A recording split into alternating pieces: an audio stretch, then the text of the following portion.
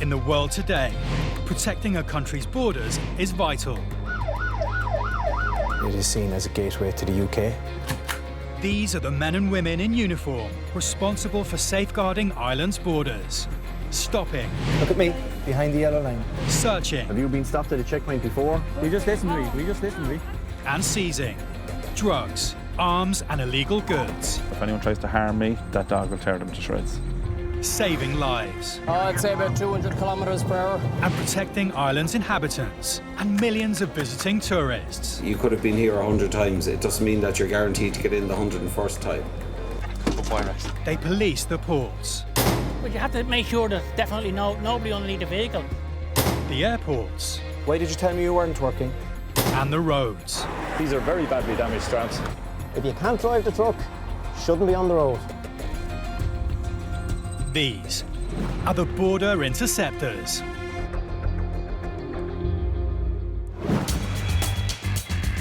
Coming up. The Garda Traffic Corps are in hot pursuit of a stolen vehicle. Permission to use Stinger if we get in a safe position, please.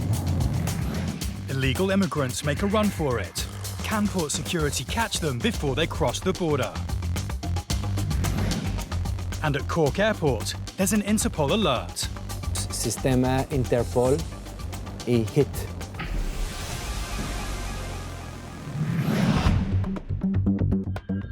Over 2.3 million passengers pass through the doors of Cork Airport every year.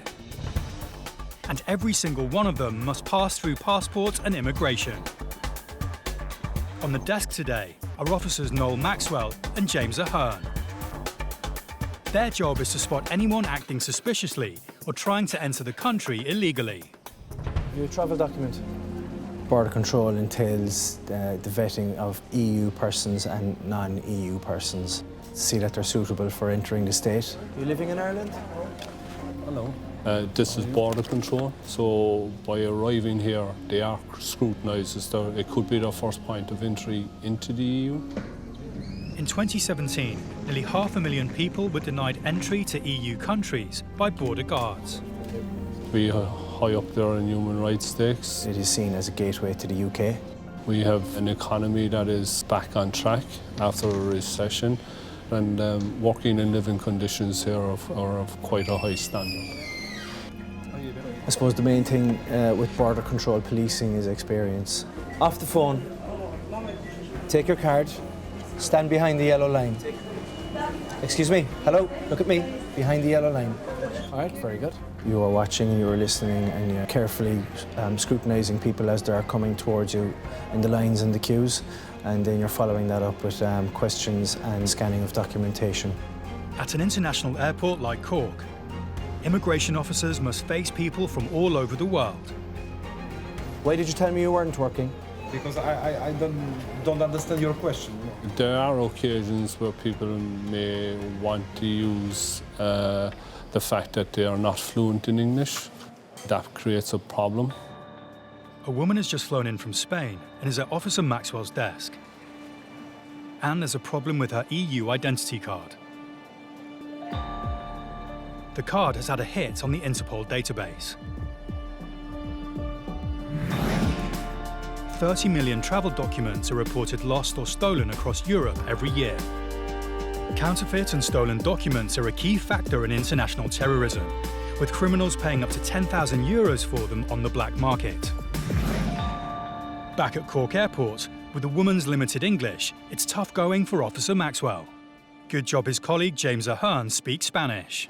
¿Tienes pasaporte? No, no traigo pasaporte, o sea, ni me he molestado en sacarme el pasaporte. Okay. Aquí tenemos sistema Interpol y HIT.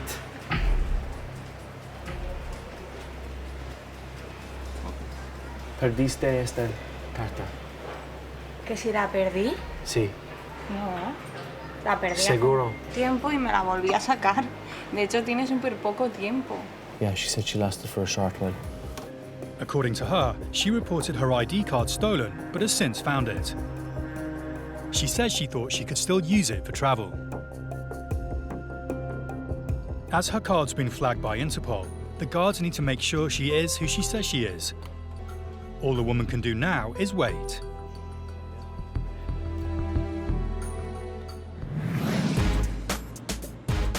Car crime in Ireland is big business.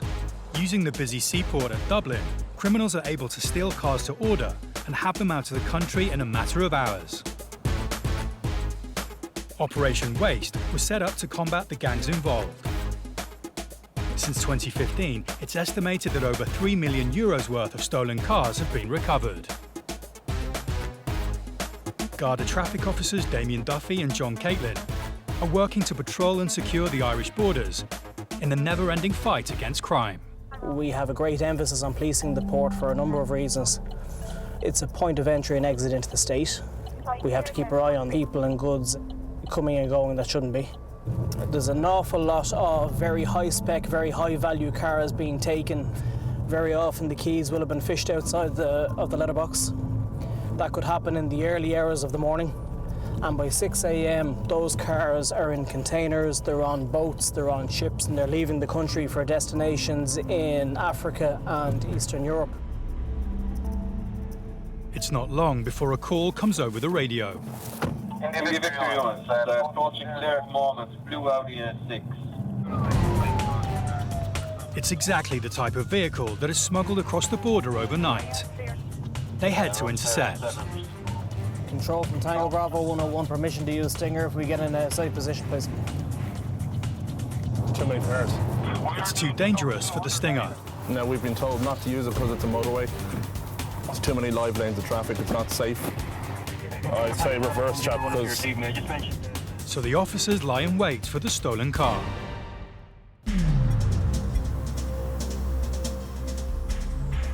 Here he comes now, full speed. Oh, lovely Audi. Oh, Ford Focus. Oh, the RS. Oh. What's your look? Follow on. Oh, I'd say about 200 kilometers per hour. The stolen Audi disappears fast into the distance. There's no way these boys in their standard issue patrol car are going to keep up. My God, that's some speed, isn't it, guys? It's absolutely scary. Luckily, several colleagues in more high-powered vehicles are already hot on its tail. Straight through the roundabout. Abandoned road. Officers Duffy and Caitlin follow close behind, ready to offer backup at any moment.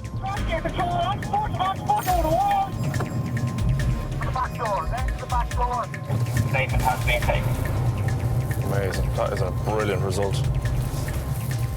The vehicle that was being pursued all the way from Laois has just been brought to a conclusion. The driver has been arrested now as well. It turns out that the vehicle in question had been stolen with keys from a house in the Midlands. It's a Audi A6, nice car now. Half it in the wall. He was going, God only knows what speed he was doing, way above any of the capacity of most of the patrol cars in our fleet. The risks are massive. They're absolutely massive. See the two cars here, either side of the marked patrol car in the roundabout? They're the cream of the crop, high-performance pursuit vehicles. If it wasn't for them two, there'd be no conclusion tonight.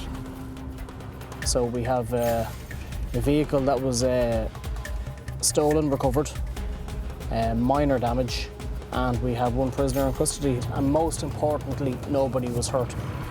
So it was a good result. If it wasn't for the Garda traffic corps, the stolen Audi would have been across the border and out of the country by morning. Dublin Port covers over 600 acres and handles over 100,000 haulage vehicles a year, making protecting it no mean feat. Activity at the port never stops, and the site is monitored 24 hours a day, 7 days a week by a network of CCTV cameras. In the control room, security officers Dermot Weldon and Paddy Rooney are viewing live feeds from the system. Oh, there, the lad are working there. Control to Alpha 3. They are on the front line in the battle against illegal immigrants who stop at nothing to try and make it across the border.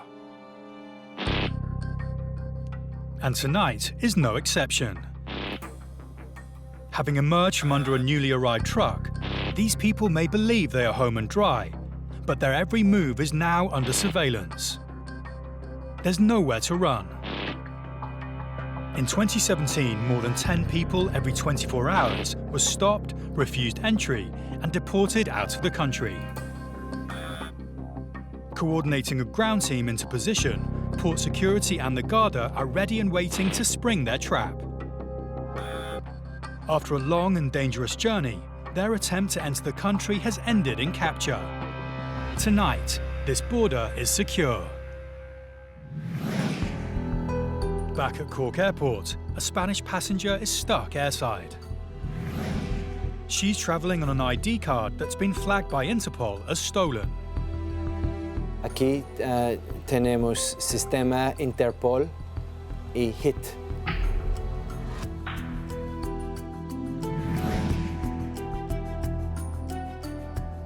Finally, she's able to produce a Spanish driving licence. Now the guards must decide if the woman is who she says she is. It's entirely down to Officer Maxwell to decide if the woman should be allowed to enter Ireland. Okay? Sí, Yeah. todo. He reviews her paperwork and is satisfied. The woman is permitted to enter the country. Okay, this is your driver's license. This is a letter explaining. Right, I don't know your English. Your English college will have to explain. Dentro de 2 meses sí. Yeah. Tenemos que llevarte tarjeta, ¿ok?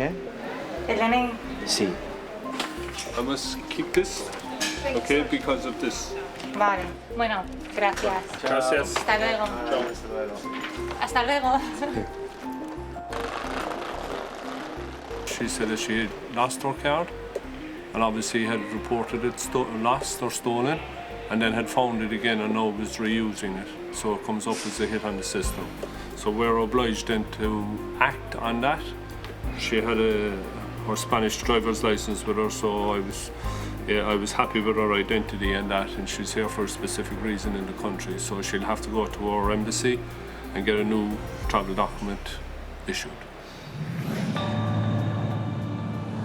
There are approximately 350,000 goods vehicles on the road in Ireland, travelling between the borders and from coastal ports to airports. It's the job of the Road Safety Authority, working with the police to enforce the rules that keep vehicles safe on Irish roads. Brake pad indicator light on as well, like. Okay, so, yeah. Today, Garda officer Liam Lawler is part of an RSA checkpoint in Carlow.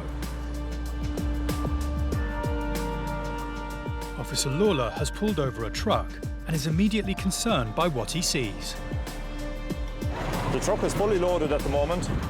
Here at the back there's kegs, they're full, quite heavy actually, and there are other products on top of products here on the top, on the pallets. So you have a pallet of goods, then you have other products and other products on top of that again. So you have an unstable load. There's nothing holding this load here. The curtains are purely to keep the weather away from the product. This could be very dangerous if the load was to shift on a bend or on a roundabout or a sudden stop. It wouldn't be right to let them continue knowing that it is not a safe load. Officer Lawler calls the truck owner to voice his concerns. When we open the curtains on this, there are no gates or any form of load securing on it at all. A little bit disappointed that it's like this because, you know, anything can come through the curtains. They're purely a weather curtain, you know. We can't let them continue with the truck the way it is at the moment. Driving with an unsecured load could mean 3 penalty points and a fine of up to €5,000 for the driver. Officer Lawler tells them that unless they can rectify the situation, the truck is going nowhere. It's not long before a van arrives carrying a set of gates for the beer truck. Officer Lawler supervises as they are fitted. And I can tell you now. Why these were not put on before the truck left its depot is anyone's guess. These are the gates that already obviously have been made for. They weren't made in the last hour since we stopped the truck. So they obviously have been made already and just hadn't been fitted. This changes this load completely. Obviously, with these cages, nothing can break free. This time, the driver is sent on his way with just a warning, and a potentially lethal situation has been averted. He had kegs of beer, he had crates of beer, and For one of those kegs to come off and to hit or to damage or to go through the windscreen of a car could have catastrophic effects, really. Car and commercial vehicle smuggling is a major organised crime within Ireland.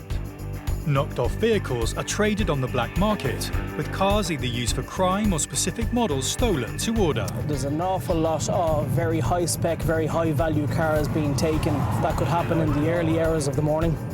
And by 6 a.m, those cars are in containers, they're on boats, they're on ships, and they're leaving the country for destinations in Africa and Eastern Europe. Dublin Port handles around 400,000 shipping containers and trailers each year. Brand new vehicles are shipped in and out of the port daily, and it's while they're stored on site that opportunists strike. But getting the vehicles out of the country requires getting them past port security.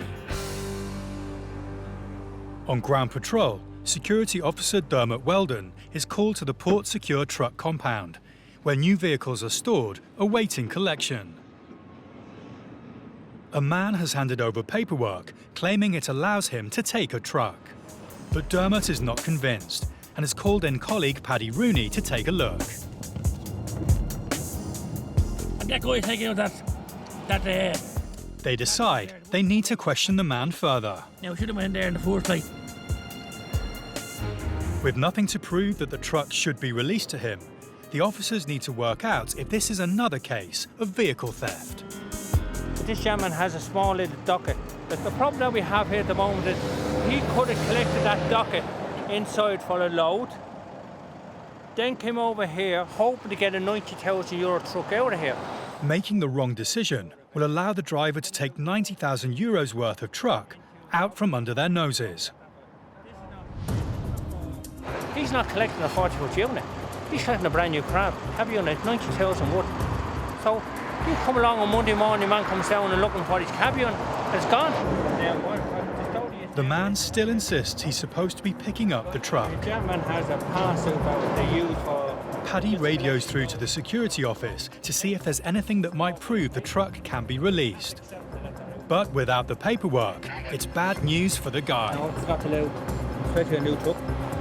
Paddy and Dermot have stuck to their guns. This truck is going nowhere. Dublin's busy port is located 20 minutes drive away from its international airport. These two key destinations require frequent freight deliveries transported between them. HGVs now use Dublin Port Tunnel. At 4.5 kilometres long, it easily connects the two locations, avoiding the city centre and shaving time off their journeys. The trucks are picking up jet fuel from ships docking at the port and transporting it to the airport to refuel planes. Carrying highly explosive loads through underground tunnels requires skilled drivers to drive extremely carefully, as tunnel fires can be catastrophic. Patrolling in and around the tunnel today are Garda traffic officers Philip Earle and Paddy McElroy. Travelling in an unmarked car has its advantages.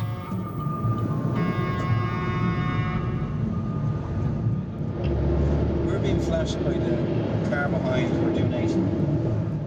What they're witnessing now is a cause for major alarm. Heading for the airport, this driver appears to be in a hurry.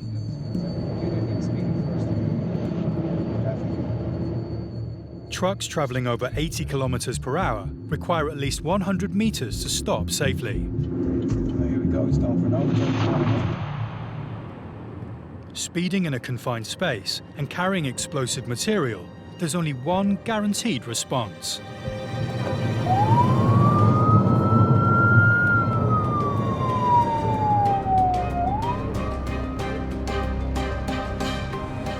This driver has been caught fair and square, and by the one cop he doesn't want to meet. That's some disgraceful driving. I'll introduce myself. My name's Garda Philip Earle. I'm attached to regional traffic base at Dublin Castle on the commercial vehicle unit. So in other words, the man who does the trucks. So we can stop all that carry on now. If you can't drive the truck, shouldn't be on the road. I'm well able to drive the truck. Well, that's not what I'm after seeing back there. I'm after seeing you within 10 feet of a vehicle, flashing your lights. You're aware what happens when you crash one of those in a tunnel? Very much so. And that's the way we drive. Well, I'm standing on the brakes. I'm actually standing on the brakes. So you're telling me you can't control the vehicle? Oh, we can control, that's how we... Well, it didn't look like it. If this is the excuse you're telling me. We could have been an old lady driving in front of him, or a vulnerable road user, where they could have panicked at that sort of situation, where they see a large truck coming up behind them. They could either change lanes, cause another vehicle to brake unnecessarily, or there's any sort of different scenarios that can unfold as part of an aggressive driver like this. He's basically saying that he couldn't slow down the truck enough. I mean, it's incredible stuff to be saying. A professional driver with all the driver licenses, he's carrying fuel destined for Dublin Airport, and he's driving in that manner. Exasperated by his explanation, it's within the cop's power to take the vehicle off the road. I'm going to give you a ticket for driving without due care and attention. It is penalty points and it is a fine. If that was some poor tourist there thinking there's something wrong with my car, I better stop, this man wants to talk to me. We'll be looking at ambulances now, if we're lucky. I'll leave you to it, sir. Take care. He's got off lightly, but there's a final sting in the tail. He's a registered driving instructor. You couldn't make that up. The officers can take comfort that a potential disaster has been averted.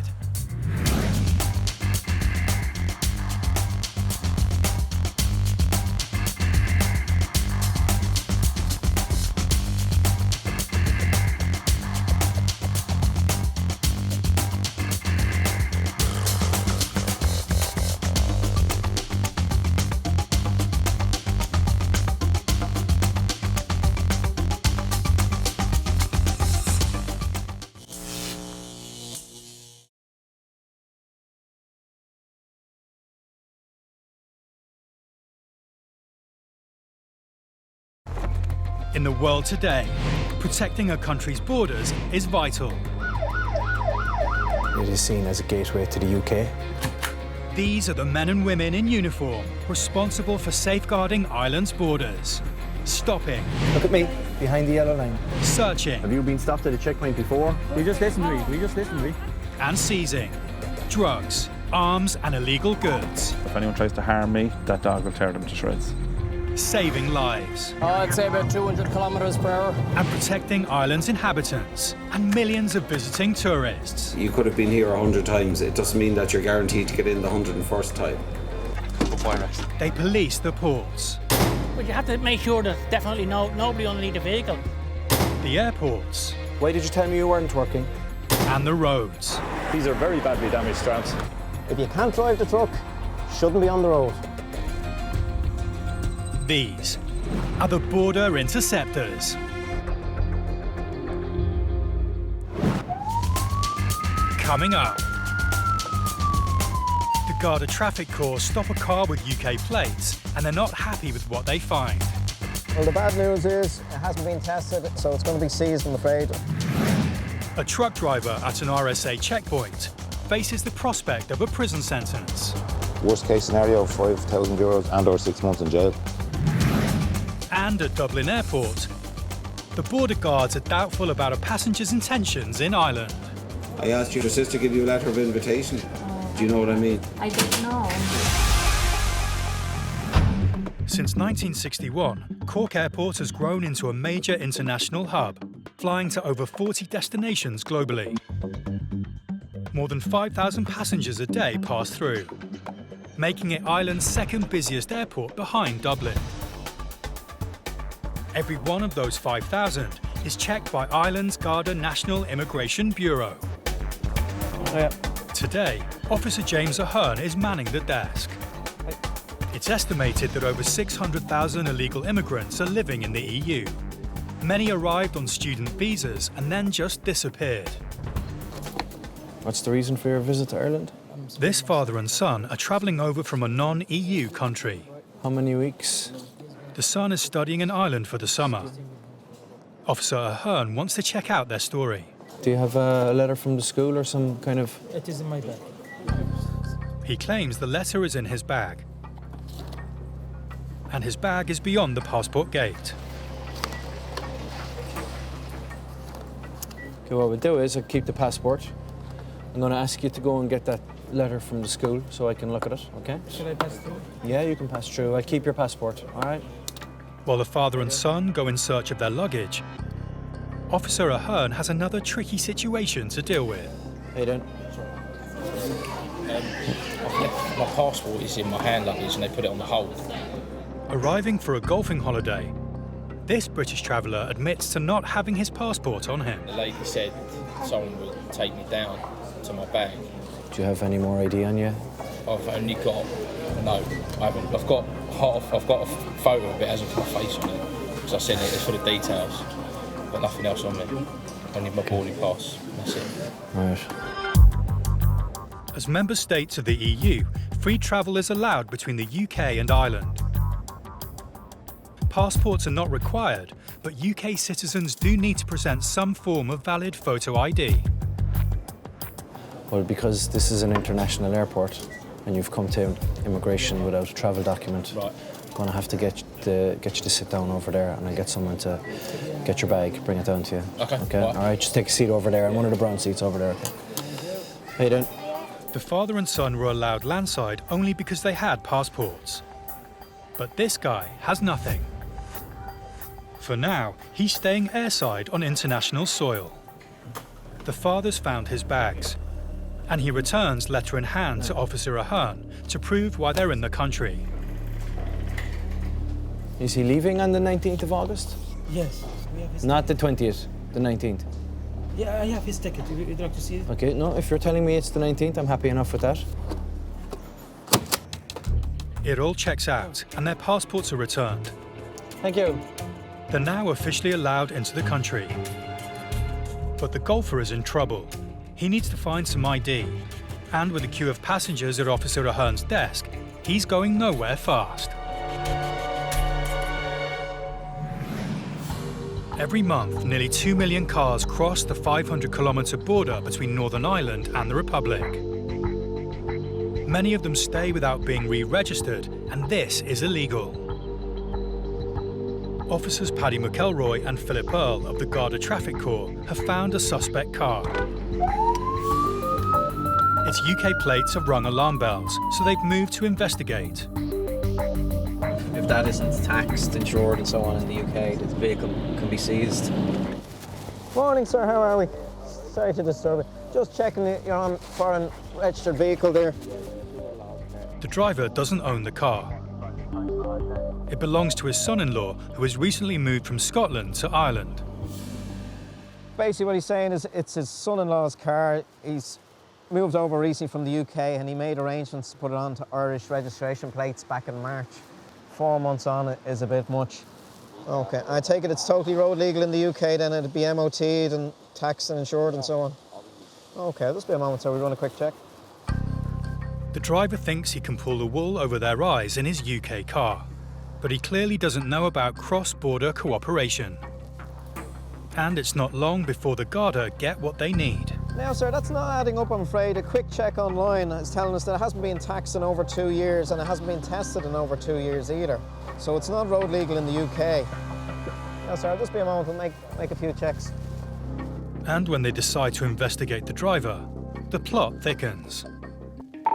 Control, would you have to give us a person to your Connaught Road, please? Right, go ahead. So he's going to come back with any incidents that he's been associated with, if any. That was Section 41 back in 2010. Section 41, he said the car previously taken off him. Attention. I think we've bad news from him. Yeah, I think so. He's got previous, and their minds are made up.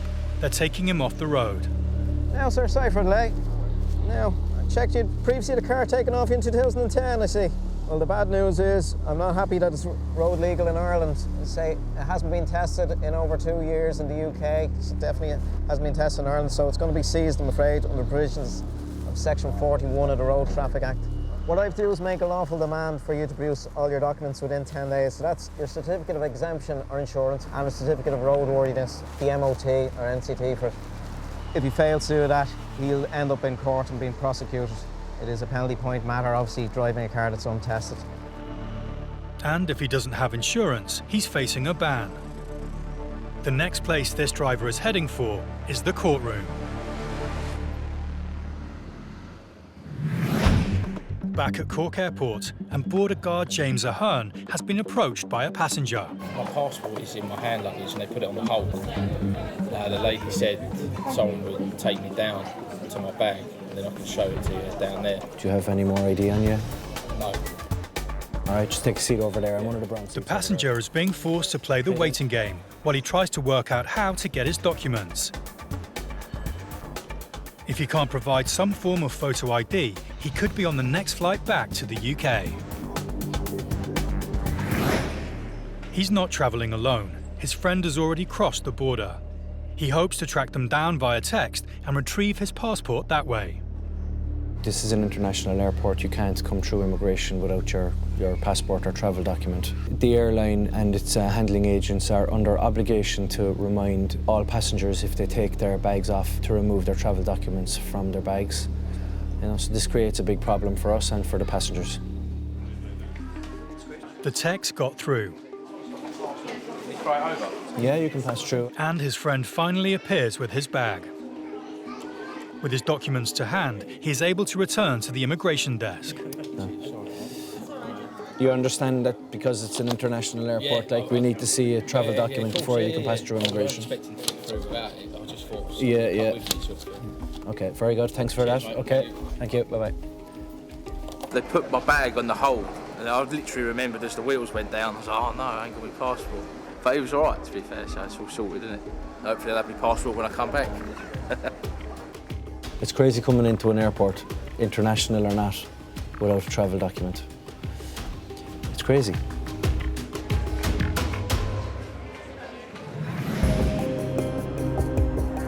Road Safety Inspector Jim Fleming is manning a checkpoint outside of Dublin. They have selected a busy stretch of road as trucks are required to deliver goods across the borders.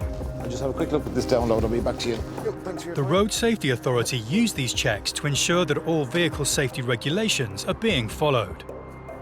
If a driver is found to be operating outside the limits of the law, the RSA have the power to seize the vehicle and impound it. Inspector Fleming's next truck is an import. Companies often import trucks from the UK and re-register them in Ireland, saving them thousands of pounds. My name is Jim Fleming. I'm a transport officer at the RSA. I just want to have a look at your tacho and go through the licensing details with you. All trucks operating in the EU are required by law to record on a tachograph detailed information about every journey they make. If they don't comply, they can face fines in excess of €3,000, as well as 4 months or more in jail and a 6-month driving ban. In 2014, the RSA took nearly 300 prosecutions to court. I'll just have a quick look at this download. I'll be back to you. The tacho download will allow him to see if the driver is keeping to the strict regulations on driving hours. So we'll just have a look at the download now and see. Drivers have a personal driver's card to use in the tacho whilst on shift. You can see there last Tuesday, the vehicle was driven for a day with no driver card in it. There's a problem with the driver's card. Jim is now more than suspicious about the truck's activity. No card should mean no journey. Tachograph is not in compliance with the regulations. The tachograph has also revealed to him that the vehicle has the wrong registration details and no operator license. Things don't look good for the driver. And jail time is not out of the question. I was driving it for a couple of days, but I can't just stop walking, you know. I put in for the card. I had my card still working while I was waiting for it. Yeah, well, driving in the last 28 days is on it. You should have held on to it. With the gravity of the offences hanging over him, the driver calls his company manager. And it's not long before he arrives. I'm just going to read this back to you because you're in it as well. I just need to go through this. What's the fine for that? Worst case scenario, €5,000 and or 6 months in jail. Finally, the full impact of the situation hits home. Thank you. Thanks for your time. With a large fine and potential jail time on the table, the company manager will need to act fast to rectify the infringements. For now, the men are on their way with a warning. But if they don't provide proof that the problems have been sorted out, their next stop could be a cell.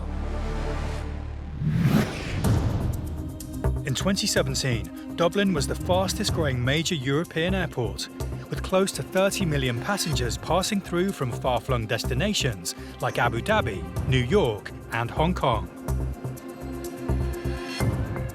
There's a constant threat of illegal immigrants trying to get into Ireland, sometimes to stay, sometimes to travel on to the UK. It's vitally important to check each and every passenger, a task that falls to the officers working the immigration desks. Officers like Mick Lally. Will you sign that when you go home? If he suspects a passenger doesn't have enough funds for their stay, or can't prove they're here legitimately, then they're not getting in. How long are you here for? Career break for 3 months. Right. She invited me here. A woman has recently landed from Toronto. She says she's here to visit her sister. If he's going to grant her leave to land, he's going to need more information. Right, if you're coming to stay with your sister, did your sister give you a letter of invitation?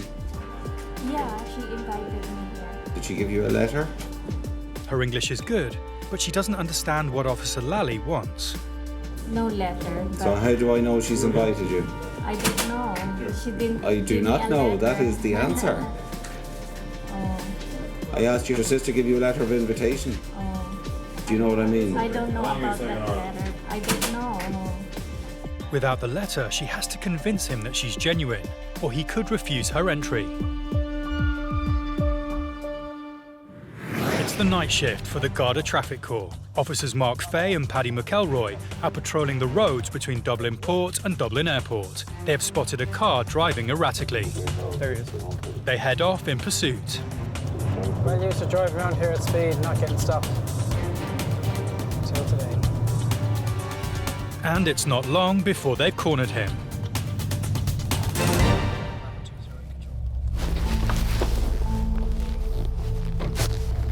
How are you doing? Okay, the reason why I'm stopping you is your manner of driving, okay? Yes, I forgot to indicate. You've got to indicate, but it's also the manner of speed in which you're driving as well. Okay, I'm going to conduct a test with you, okay? So if you want to turn off the engine of the car and I'll show you the test I'm going to do with you, okay? So hop out. In 2017, the Garda Traffic Corps ran over 50,000 mandatory roadside checks for drug intoxication. Driving under the influence of drugs carries a maximum fine of €5,000, up to 6 months in prison, and a 12-month driving ban. I need you to take it, rub it on the inside of your mouth. When this goes blue, I'll tell you when to stop. Okay, it takes a few minutes, so you go ahead. As much phlegm as you possibly can. Let me see it. No, keep going. Just driving erratically, especially at this time of night. Anybody could still be out walking their dogs. It's the summertime, kids be out. They could still be out at this time. You just never know. It's not acceptable. The test is taking too long. They should have a result by now. Still no. Keep going. Strange. The officer inspects the test device. You broke the glass. Ow. You chewed on it. With a broken mouthpiece, the test is void. He has no choice but to start again. Okay, no, don't chew on it. Suck on it. And again, there's a problem with the machine. You've broken again. You told me I have to suck, that's all what I did. Yeah, I told you to suck. You're breaking the glass. You're actually breaking the piece. Could it be that this driver is wise to the test and is deliberately breaking the equipment? If he is, the Garda are having none of it, and it's their time lucky. The officer slots the sample into the test machine to get the results. Now we wait. All right? Hey. The Garda now have to play the waiting game whilst the machine does its work.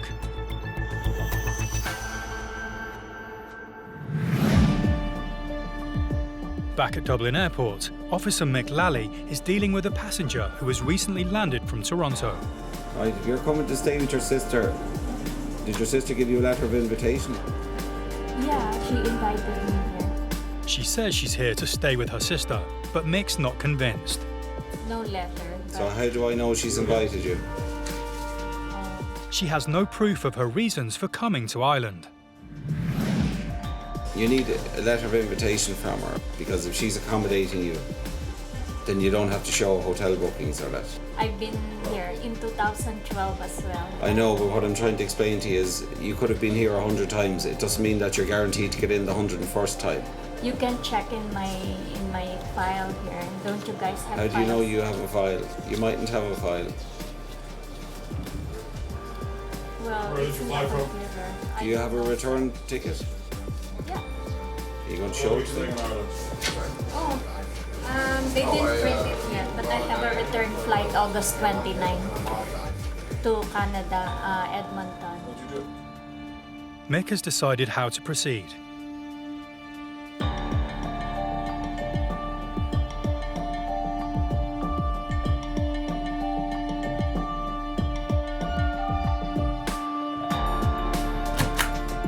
Having verified the woman's return flight, Mick is convinced enough to grant her entry to the country.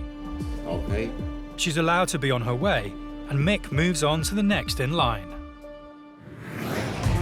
On the night shift, There he is. Garda traffic officers have stopped a Hungarian driver who was driving erratically. Okay, the reason why I'm stopping you is your manner of driving, okay? With activity around the port busy both day and night, When this goes blue, I'll tell you when to stop. it's important that dangerous drivers are stopped and, if necessary, taken off the roads. You broke the glass. They suspect he is under the influence of drugs, and after a couple of failed attempts, have managed to get a saliva sample from him. This machine is show everything.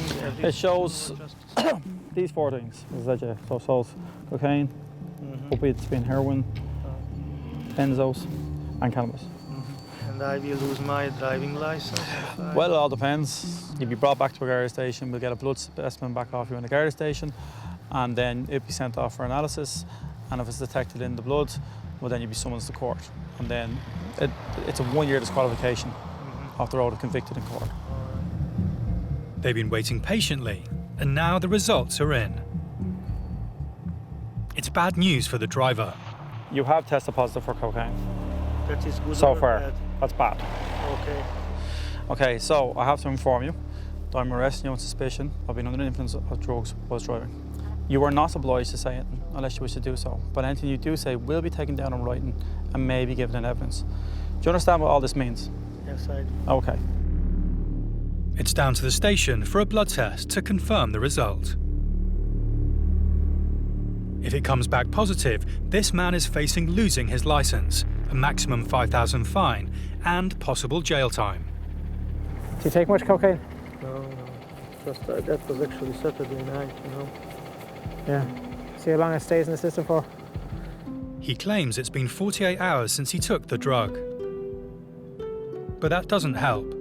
Cocaine can still be detected in the system in that time. Our holiday started from this Monday because the whole factory and the company is closed down completely. So, like a little celebrate, but it was really stupid. What do you work as? Fitting doors and windows. Right, so you a driver? Yeah, yes, actually, yes. So you need your license? If I lose my license, I lose my job straight away. A lesson, hopefully this is a lesson for you. It's a big lesson. The seriousness of the situation hits home. He's not only facing losing his license, but his livelihood too.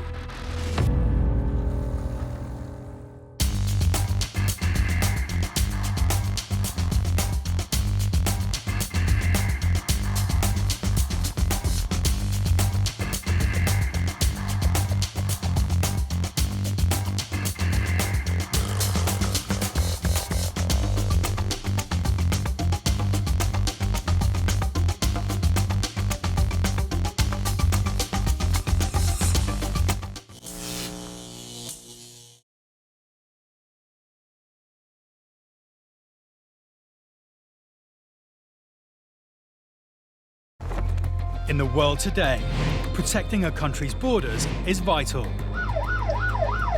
It is seen as a gateway to the UK. These are the men and women in uniform responsible for safeguarding Ireland's borders. Stopping. Look at me, behind the yellow line. Searching. Have you been stopped at a checkpoint before? We just listened to me. And seizing. Drugs, arms and illegal goods. If anyone tries to harm me, that dog will tear them to shreds. Saving lives. I'd say about 200 kilometres per hour. And protecting Ireland's inhabitants and millions of visiting tourists. You could have been here 100 times. It doesn't mean that you're guaranteed to get in the 101st time. They police the ports. But you have to make sure there's definitely nobody underneath the vehicle. The airports. Why did you tell me you weren't working? And the roads. These are very badly damaged straps. If you can't drive the truck, shouldn't be on the road. These are the border interceptors. Coming up, a routine stop and search. What's the story? Turns up an alarming find for the Garda traffic court. Some drugs paraphernalia here. The needles and tubes for making up their own syringes. Cork Port's four-legged secret weapon. That dog will tear them to shreds. And at Dublin Airport Immigration. You with the group? Yes. A student who may be on the next plane home. No problem then, because that visa's used. Cork Port is the second busiest port in Ireland and welcomes car ferries, cruise ships and freight carriers, giving easy access to the whole of Ireland. The front line is protected by armed police. Their primary role is to stop people trying to smuggle themselves illegally across the border. Great, thanks a million. Thanks a million. Mostly families come in here, but you still have to be very careful about the checks you carry out. Brilliant, thanks a million. It's mostly people that we're interested in. We work hand in hand with customs and they're interested in contraband. Thanks very much. Bye. But port security is not just of the two-legged variety. Officer Harrington is one of two Garda dog handlers for County Cork, assisted by two dogs, Laser and Rex. Rex is trained to find and detect various different illegal drugs. A very common misconception is that the dogs are addicted to the drugs they're trained to find. They're not, because a lot of the drugs that he's trained to detect would, if you got him into his system or up his nose, would actually overwhelm his system and kill him. The other dog we have here today, his name is Laser. Laser's trained primarily for search and rescue of missing or vulnerable people. But if the person tries to hurt the dog, hurt me or escape, the dog is trained to bite them and detain them. He's there to defend me at all costs, so if anyone tries to harm me, that dog will tear them to shreds.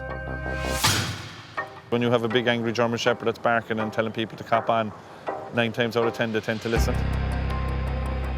Rex and Officer Harrington are ever vigilant as they patrol the port, working as a team to detect smugglers trying to bring contraband into the country. Just letting them have a walk by, just seeing if they pick up on anything and possibly in any of the cars. Like if there's cannabis or anything like that in the car, they'd have a very pungent smell and you'd actually pick it up, the dogs can pick it up outside the vehicles. From time to time you'd get specific information that might suggest that a particular car might be on the ferry that might be of interest to us.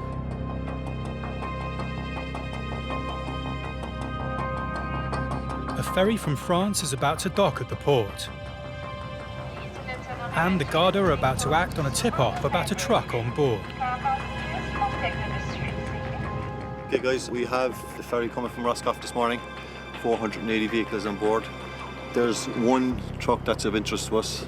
We're going to be checking that truck, so as usual anyway. With around 180 vehicles rolling off the ferry, any one of these could be carrying illegal immigrants.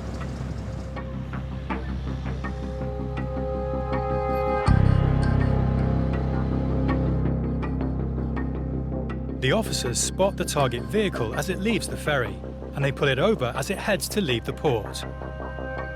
They now move in to perform a thorough search, before deciding if the truck will be allowed to enter the country. Can I just have a quick look in the back there? You don't mind? Thanks very much. No, it's empty. We checked over at the far side. 3 times you were checked. Yeah. The Garda are prepped and ready to act, should anyone be hiding amongst the empty containers. We've had some problems the last few months in relation to that. I suppose it's just the current climate in Europe. A lot of desperate people over there trying to get a life. We're here to make sure that the that our borders are secure. We've had some clandestines come in on the back of trailers. Yeah, I'm satisfied this is secure and there's nobody on board. They may have found nothing, but they're not finished yet. It's time to bring in the big guns. Oh. Come on, Rex, let's go. Come on, Rex. Where is it? Where is it? Thank you. Detective Garda Ray Flannery is on duty at the immigration booths in Dublin Airport. How long are you going to stay in Ireland? One more day. He's keeping an eye out for anything that may indicate a passenger is not being honest about their intentions in Ireland. Where are you going to be based? At All Hallows and then at Trinity College, Dublin. A group of American students have just landed from Heathrow in the UK. You're part of the group, yeah? They're stopping off in Ireland for a few days on their way back to the US. You with the group? Yes. Do you have a second visa? No. But it seems one of the students has a problem with his visa. You have a problem then, because that visa is used. They were not supposed to, like when they sign it. The tutor arrives at Officer Flannery's desk in order to explain the situation. We changed planes, we went from... Yeah, but the visa he has is a single entry visa. Yes, and they made the people on this side made a mistake in the Irish airport, but the person stamped it accidentally because she just took the whole lot of ours and just stamped them all. He has to be convinced that they are telling the truth, or the student will be back on a plane and on his way out of the country. It's deemed used once it's stamped. Yeah, but we didn't know this, and we had, you know. Yeah, so technically you should, because you came to here to go to the UK. Yeah, but yeah. So once you landed here, what airline would you go to the UK with? when we went through the Irish consulate in Boston, we gave them the itinerary and said we were flying Aer Lingus from into Dublin to Heathrow, and this is what they. Yeah, no, it should be in both. Officer Flannery is happy that there has been a genuine mistake. So how long more are you staying? We're staying till Tuesday. And allows the boy to enter Ireland to join his fellow students. Okay. Thank you very much. You had the correct visas, but just that the Irish visa was stamped in error. It didn't need to be stamped coming through here in transit. The next passenger at Officer Flannery's desk has flown in from Brazil. I have an Irish family, a wife and a daughter. He and his family have previously lived in Ireland, but have been back in South America. His family have flown home ahead of him, and he's just arrived to join them. We are living in Brazil, and during that period there, my GNB expired. His GNIB card has expired. This gives him immigration permission to stay in the country beyond 90 days. He will have to register again for a new card. Are you living in Dublin? Yeah. You're down the country, you go to the local, but... Everything seems to be in order, until Officer Flannery asks the man his address in Ireland. What address are you living at? When I left, what we're going to live now. When you left, you were living in... When I left, was in... The address they have on record is from 2009. Okay, when did you live in Triton? This is when we married in 2009. Officer Flannery isn't concerned about the man's intentions, but explains that he needs to keep his contact details up to date at all times. Anytime you move address, you have to notify immigration that you have moved address. Right here. Okay? It's very important you do so. And we hold on to this card because it's expired. Okay? With Officer Flannery holding on to the expired GNIB card, the man will need to register for a new one. This time, making sure all his details are correct and up to date. Thank you. Okay.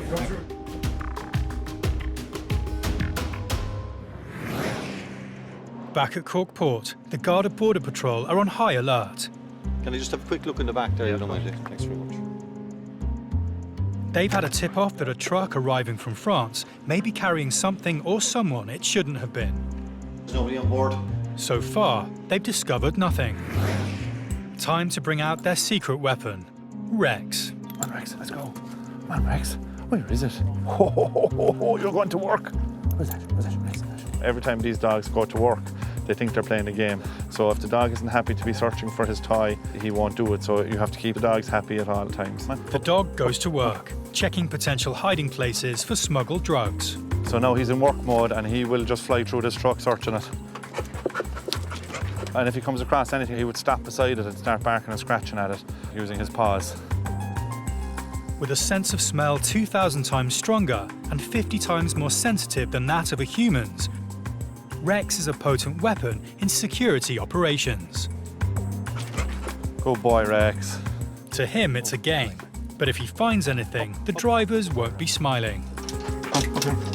He's very, very good at what he does, and he can make our search team's jobs an awful lot easier. Good boy. Yeah. Good boy. Rex's expert nose finds nothing. Given the all clear, the truck is waved through into the country. On this occasion, the tip-off hasn't led to a bust, but the squad will remain vigilant, ready for the next illegal attempt to enter the country.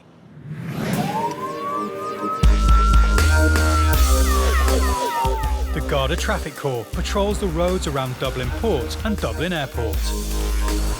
It's their job to keep these busy entry points to the Republic of Ireland safe. Officers Paddy McElroy and Philip Earle are in their patrol car. And they've spotted something that rings alarm bells.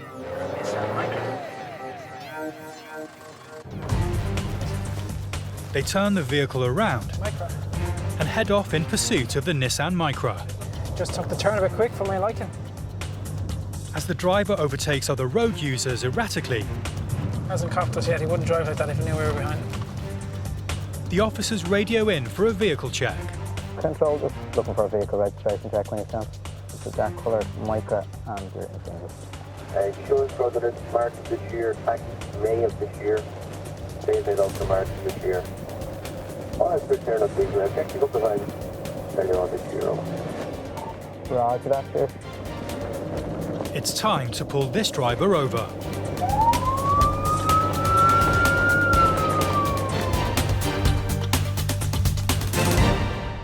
Officer McElroy approaches the car to investigate.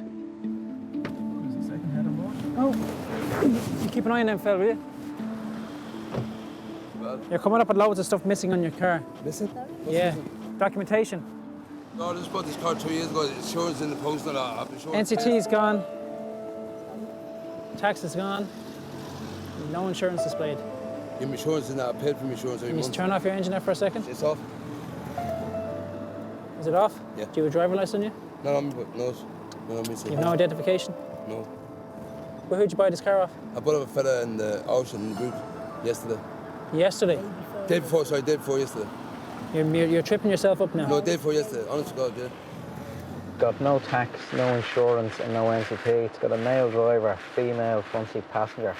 The female has all the usual physical signs of a drug user. He's saying that he's just bought the car.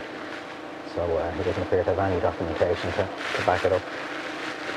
Again, I think this one will end up being seized. Officer McElroy suspects the man is telling him a pack of lies. Control, could I get a person? He's got no ID and no proof that the car is legally allowed on the road. So the officers have no choice but to seize his vehicle. Could we get a tow truck up to this location, please? Your car's going to be seized. Under Section 41 of the Road Traffic Act. Please. A suspicion of no insurance. You see, you told me you bought it yesterday. Yeah, my license at home. I also got my How license. did you get insurance? I'm going to show you. I paid every month. Where did you get insurance? Downtown. You only said you bought it yesterday. No, the day before yesterday, but I put my insurance in. I paid every monthly. It's £200. I'm not satisfied. Please, God, don't just. I'm not satisfied. Please. When I say that you've no license. Yeah, but have my insurance and license. Our checks have yeah, but I'm produced. I'm from the north. I'm in New York. I got past my test and all my license. Honestly, God. James, it's been seized. I've made a decision. Okay. If he's going to stand any chance of changing their minds, he's going to have to think fast.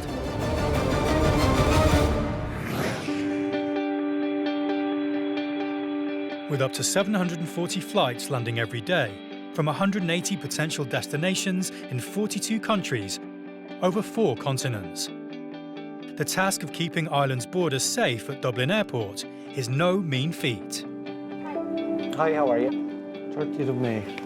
At the immigration desks, Officer O'Connell is on duty, helping to protect those borders from potential threats. How are you doing? A gentleman has just flown in from Hong Kong and has arrived at his desk. Who do you visit? My brother and sister. Your brother and sister, do they work here? Yes. They work here. And do you have their immigration details? No. Do you have a letter? No. No. Okay. I'll try and find them on my system. Officer O'Connell can't find any record of the relatives on the system.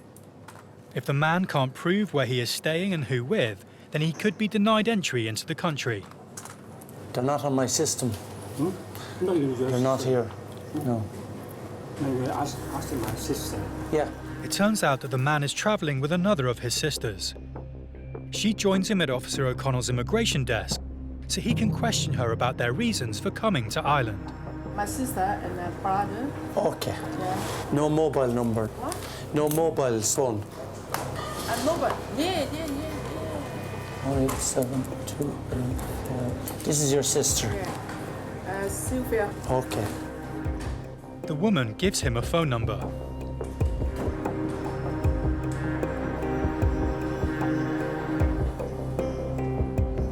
But there's no answer. Voicemail. He needs to confirm their story to ensure that they aren't trying to enter the country illegally for work. For now, they are going nowhere. Do you know your sister's date of birth? Yeah. Date of birth. Your sister. Yeah. Yeah? My sister? Yes, please. Me. Her date of birth? Yeah. And on top of that, the language barrier is starting to become a problem. Date of birth? Date of birth? Yes. Oh. Is this 1948? Yeah. 1948, September. Maybe. Okay.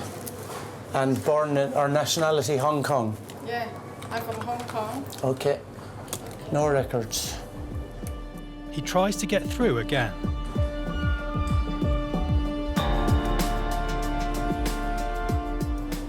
Hello, Sylvia? And this time the call connects. Immigration, Dublin Airport. You're expecting a visitor? Who is it? Okay, so I just need to get your GNIB number. Okay, and did you register with immigration? You did. Okay. The 8th of October 1956. Ah, yes, I have you here now. The woman on the phone has registered with the Garda National Immigration Bureau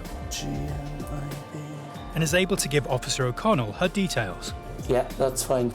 He finds her on the system, Very good. So you're the is satisfied that the couple are genuine, and is happy to give them leave to land.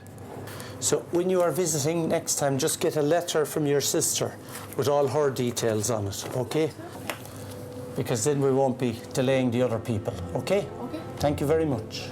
Bye-bye.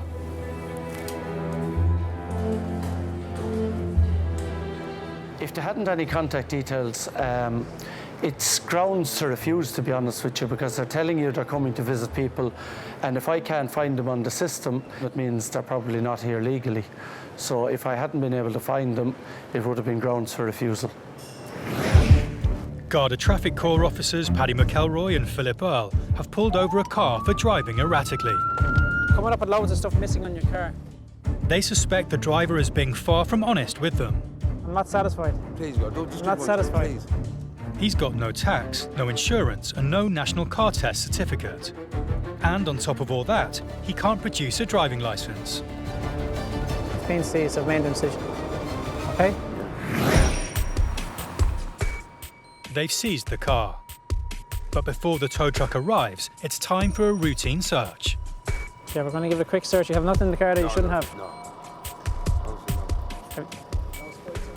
No, don't use needles. Do you take any drugs at all? Drink. Drink? Yeah. Fit.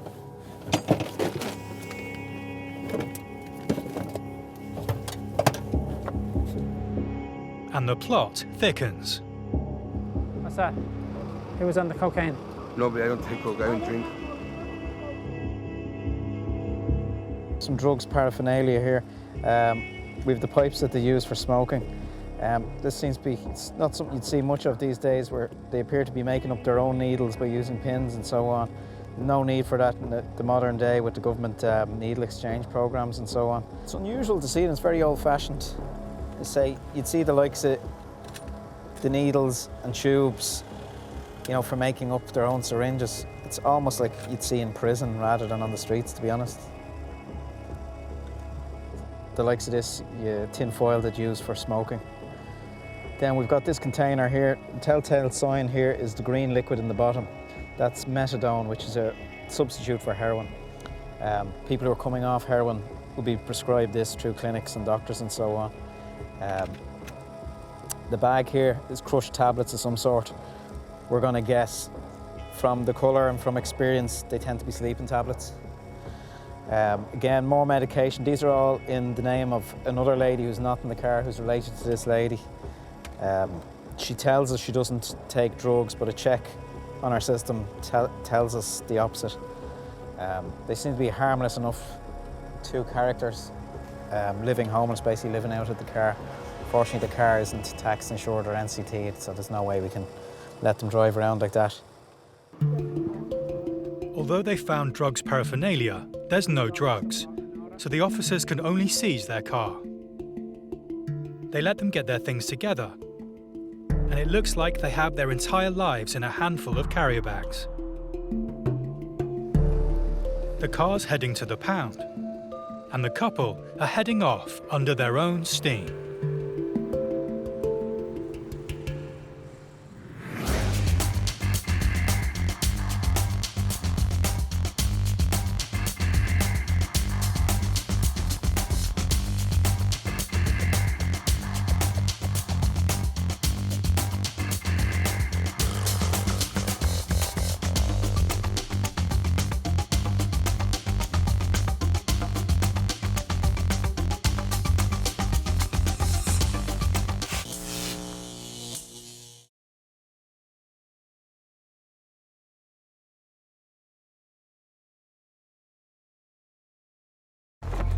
In the world today, protecting a country's borders is vital. It is seen as a gateway to the UK. These are the men and women in uniform responsible for safeguarding Ireland's borders. Stopping. Look at me, behind the yellow line. Searching. Have you been stopped at a checkpoint before? We just listened to me. And seizing. Drugs, arms and illegal goods. If anyone tries to harm me, that dog will tear them to shreds. Saving lives. I'd say about 200 kilometres per hour. And protecting Ireland's inhabitants and millions of visiting tourists. You could have been here 100 times. It doesn't mean that you're guaranteed to get in the 101st time. They police the ports. But you have to make sure that definitely nobody underneath the vehicle. The airports. Why did you tell me you weren't working? And the roads. These are very badly damaged trams. If you can't drive the truck, shouldn't be on the road. These are the border interceptors. Coming up, a Mexican passenger needs to convince immigration on her intentions. Do you have the name of the hotel? Trucks with tyre troubles are heading for the border. If he was to get a blowout going along the road, he could lose his load. And a van full of weapons is stopped at Dublin port. The ones I've ever seen have only been plastic. I've never seen come across these real ones, you know.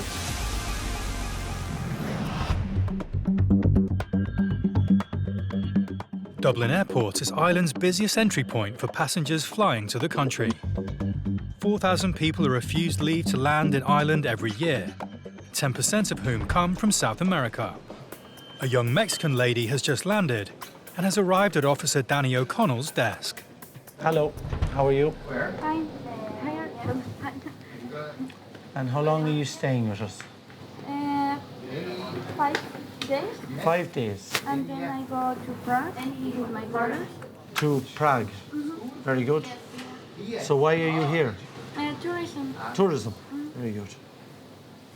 First time in Ireland? Yeah, the first one. How much money do you have for your stay? How much money? Yeah. I have around 400 euros. 400 euros. Officer O'Connell needs to determine if she qualifies as a visitor. As part of their profiling process, customs officers want to know that travellers have enough money with them to meet their basic needs. If he's not satisfied, she may not be granted permission to enter the country. Where will you stay? In a hotel with my two brothers. Your two brothers, are they here? No, No. they are waiting for me. Very good. In Dublin. And is the hotel paid for? Paid for already? By you or by your brothers? For my brother. Brothers. Do you have the name of the hotel? He wants to be sure that she is telling the truth about her reasons for being in Ireland. So he's at the hotel already? Can you give me his contact number? Yeah. Please. I can call him. Yeah, please. He needs to ensure that she doesn't become one of the many who disappear every year, seeking access to the UK and Europe via the back door of Ireland. But it seems she can't get through to her brother.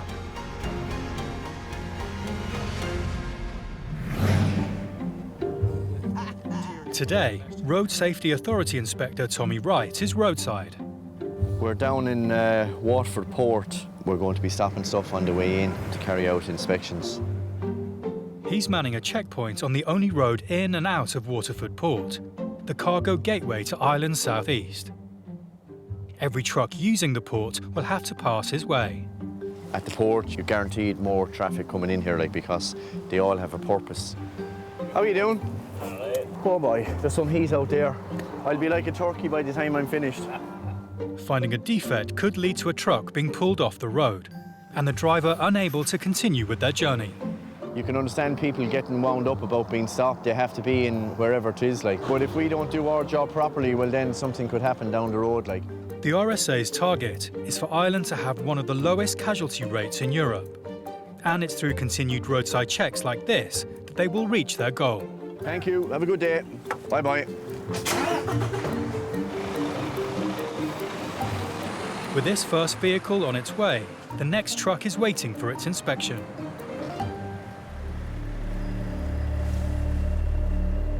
Each driver is required by law to perform a walk-around check every day to make sure the vehicle is in good working order. These inspections are a simple way to make sure this procedure is taking place. He should have done a walk-around check today. He should have seen that the tyre was like that, and it should have been changed. It's unsafe, it's dangerous. If he was to get a blowout going along the road, he could lose his load, and that could be thrown all over the place. So that's how bad it is, Every year, the RSA inspects thousands of trucks and buses at the roadside to check if they're compliant. In 2016, over 15,000 vehicles were checked, with 43% of them found to have at least one defect. Tyres that weren't roadworthy and often incredibly dangerous was the most common issue found. My colleague is after speaking to the guard, so what he's going to be allowed to do, because here isn't in place that you can change a tyre easily, he's going to be allowed to go down to the port. A tyre man will have to come change the tyre before he's allowed to go any further. He's only a couple of 100 yards away from the port, so the guard is happy enough to leave him go down as far as there, and it'll be sorted in before he goes back on the road. But it shouldn't have been like that in the first place. He shouldn't have picked up a load of timber with a tyre that's as bad as that.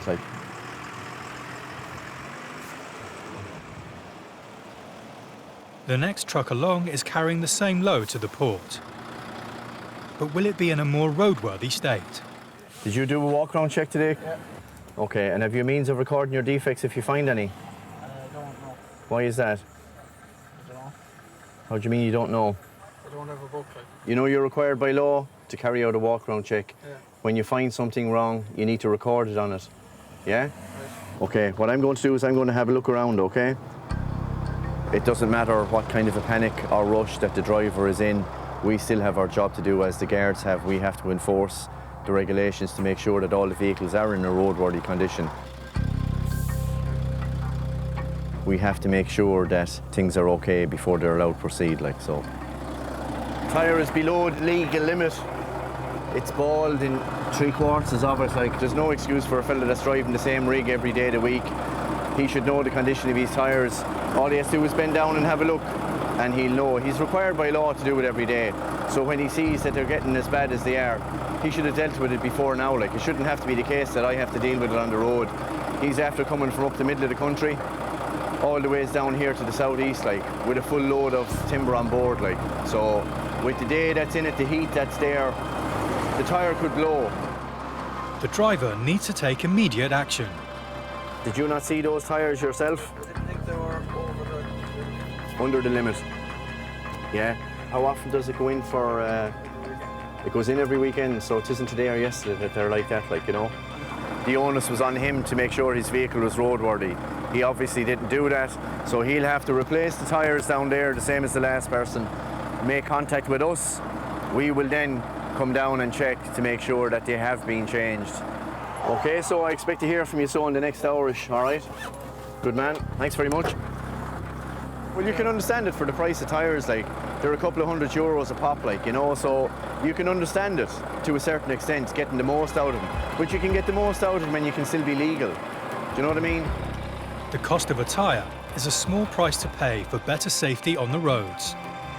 This driver has got an hour to sort it, and the clock is ticking. Back in Dublin Airport. Hello, how are you? This passenger from Mexico claims to be meeting her brother. Officer O'Connell needs to verify her story. He's asked her where she's staying, but she says she doesn't know. I can call him? Yeah, please. For him to be able to make the right decision, the officer needs to speak to her brother, but she can't get through. Do you have his number and I can ring him from here? Not to be deterred, he gets the phone number and tries himself. But before he can get through to her brother, the passenger finds the name of the hotel. This is where he will stay? Okay, that's okay. Now, photo, just over here, please. Yeah. Satisfied with the information she gives, he takes her photo for the immigration database. Yeah, that's fine, thank you. Now, your documents and your passport. Thank you very much. Bye-bye. Before allowing her entry to Ireland. Next.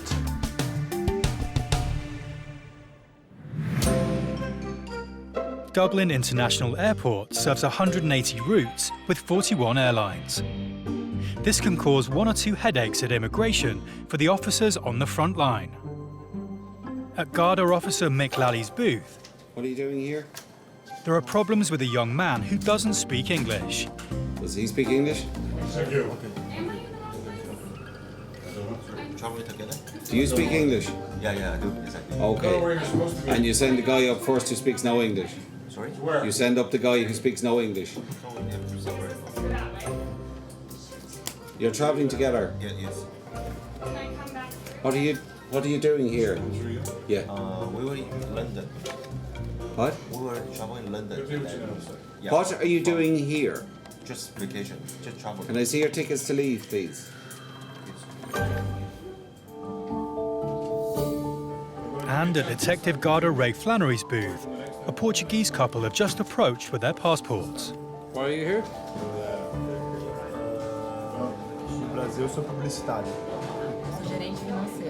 And he uses the opportunity to show off his fluent Portuguese. Porque você está aqui? Estudar. Você tem que registrar aqui, dentro de 3 meses. Esse endereço no mapa, centro da cidade. It's due to his multilingual skills that he is able to process the couple quickly. Registrar ao mesmo tempo, ok?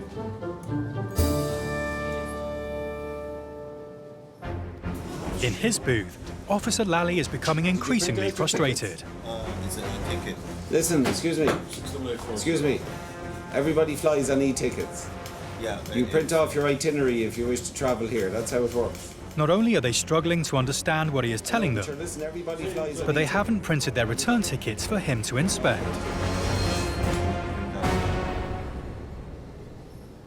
You're going to where after here? We go back to London. Go back to London, and then where do you go? Back to Where Taiwan. did you fly from? What? Prague. Back to Taiwan. How long are you staying in Ireland? Are you living in Taiwan? Taiwan and Canada. Both countries. You live in both? Yes. Despite the language barrier and difficulties with their return ticket, Officer Lally is satisfied that they are in the country for the right reasons. Yeah.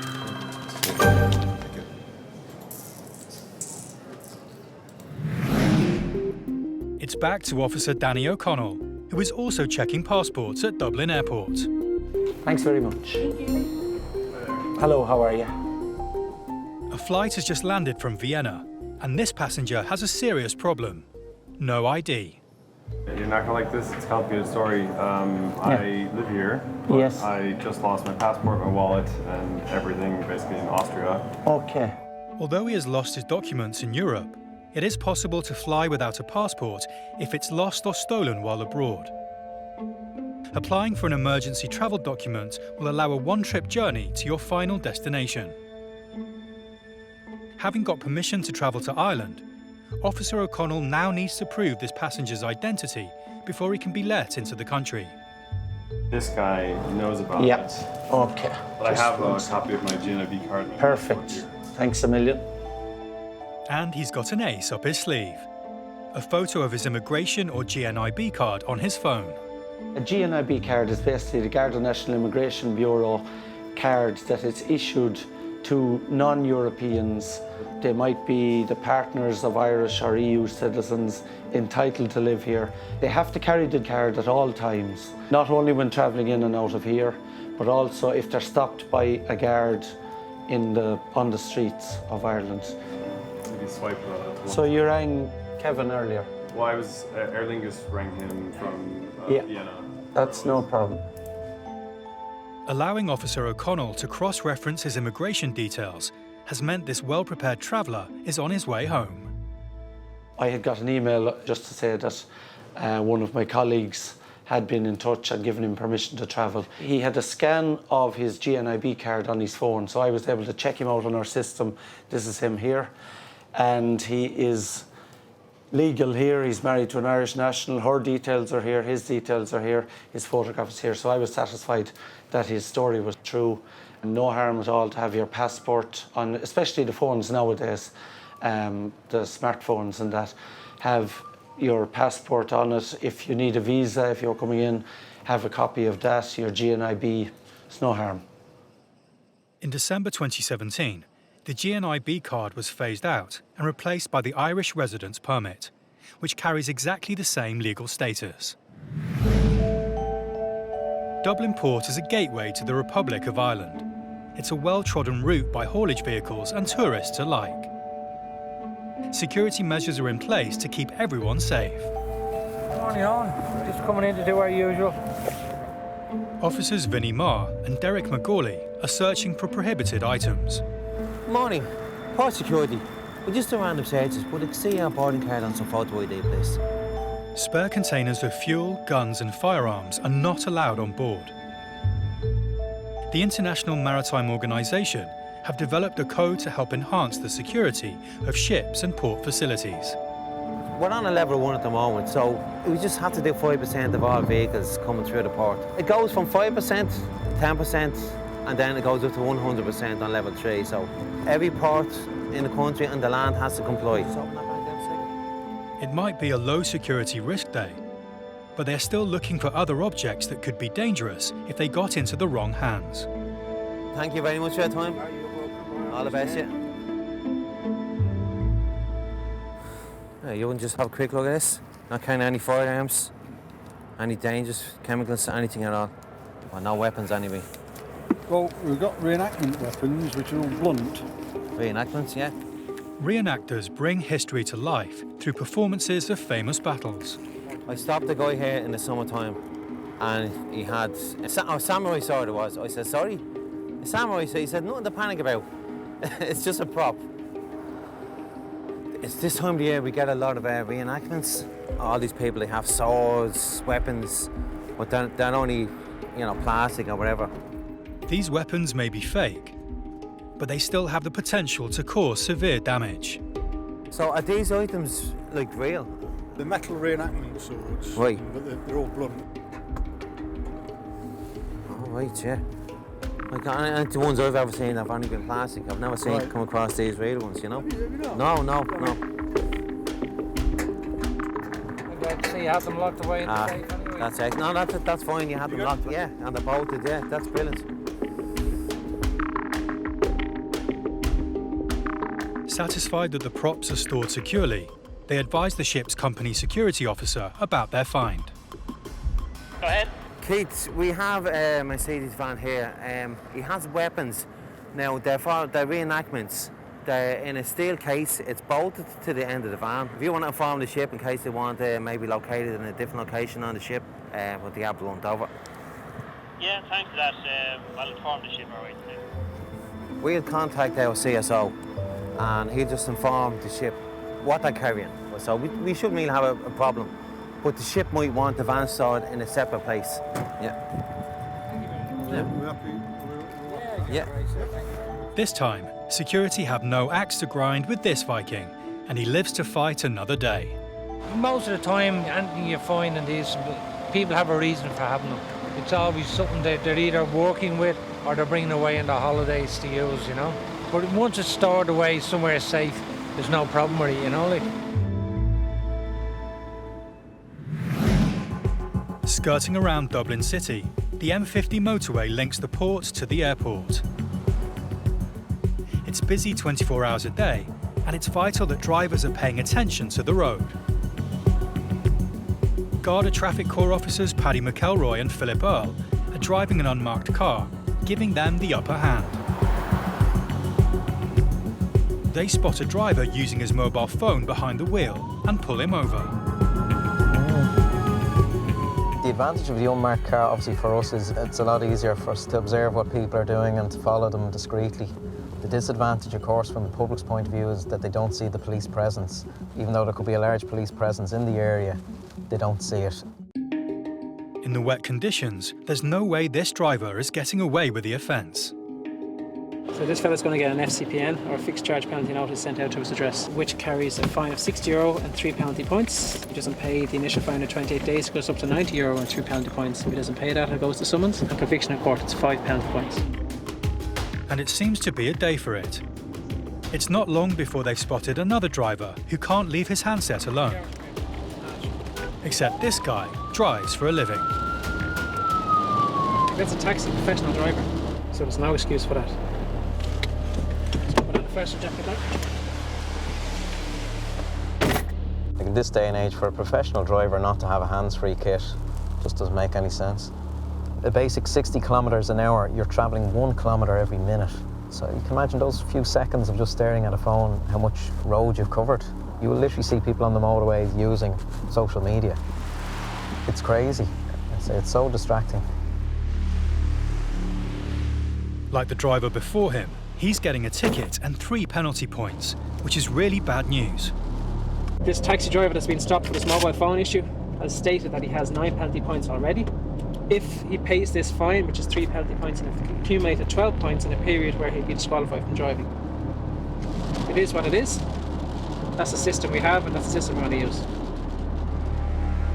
With 9 points already, this driver is going to be out of a job. That's one phone call that was definitely not worth making.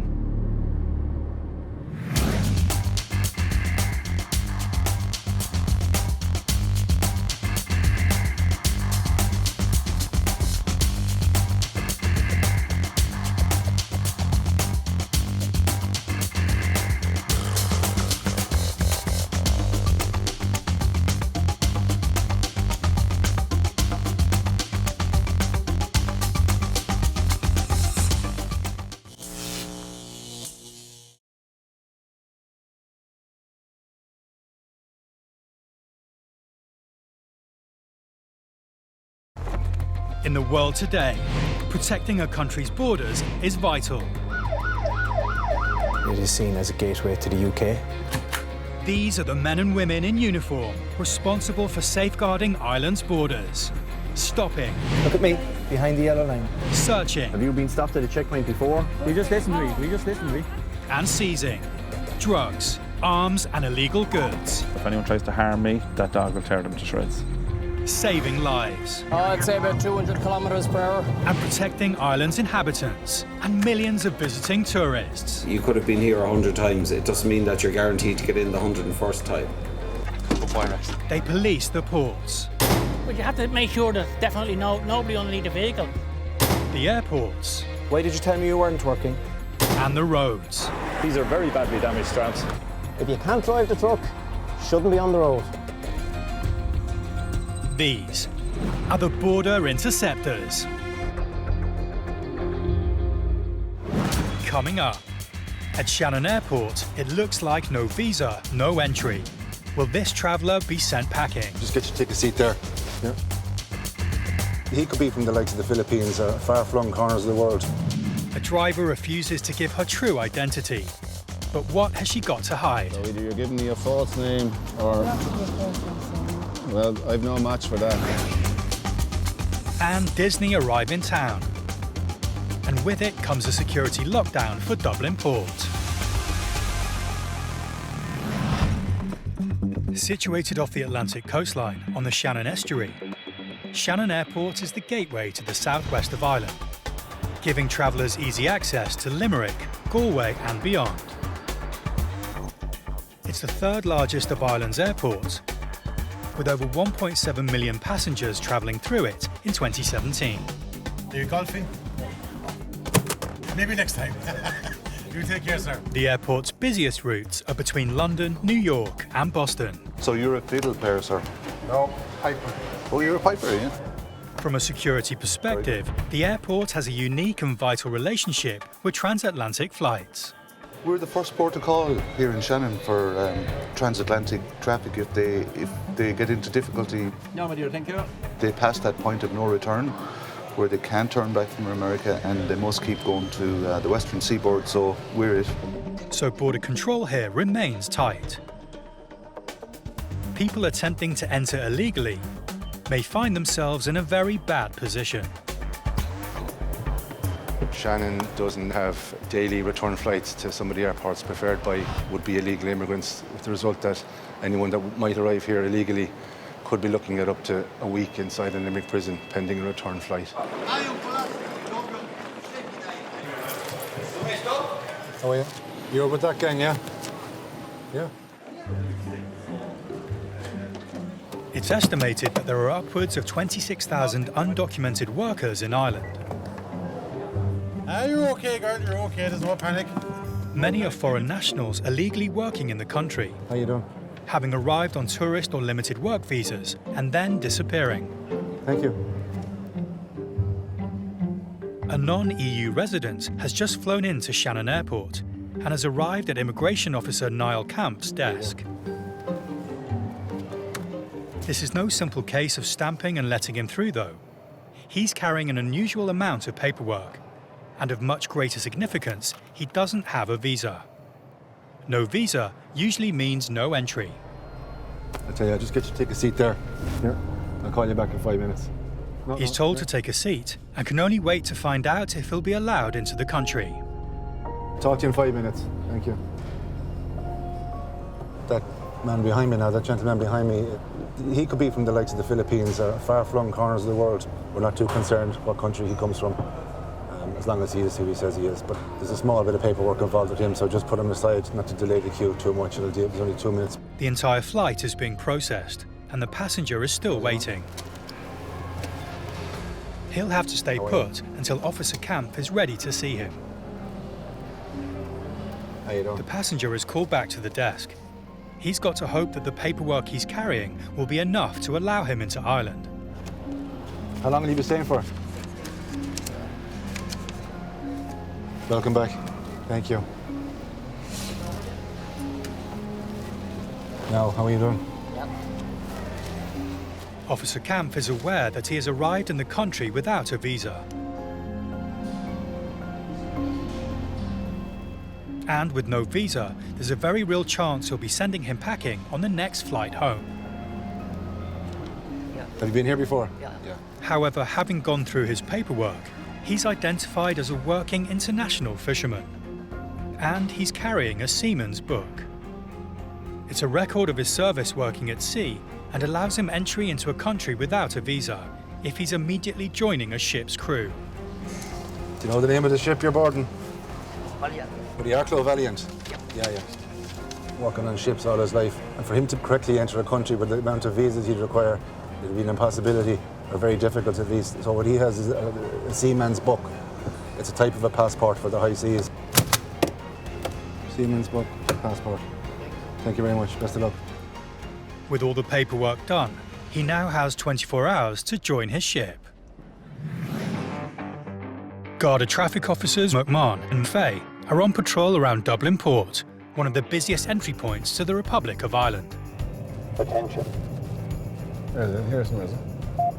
What are we looking at? Their automatic number plate recognition system has raised a flag, and they head to intercept the car. Yeah, I drive off from a fuel station. When was the warning put on there, Control? The car has driven off from a filling station the night before without paying for goods.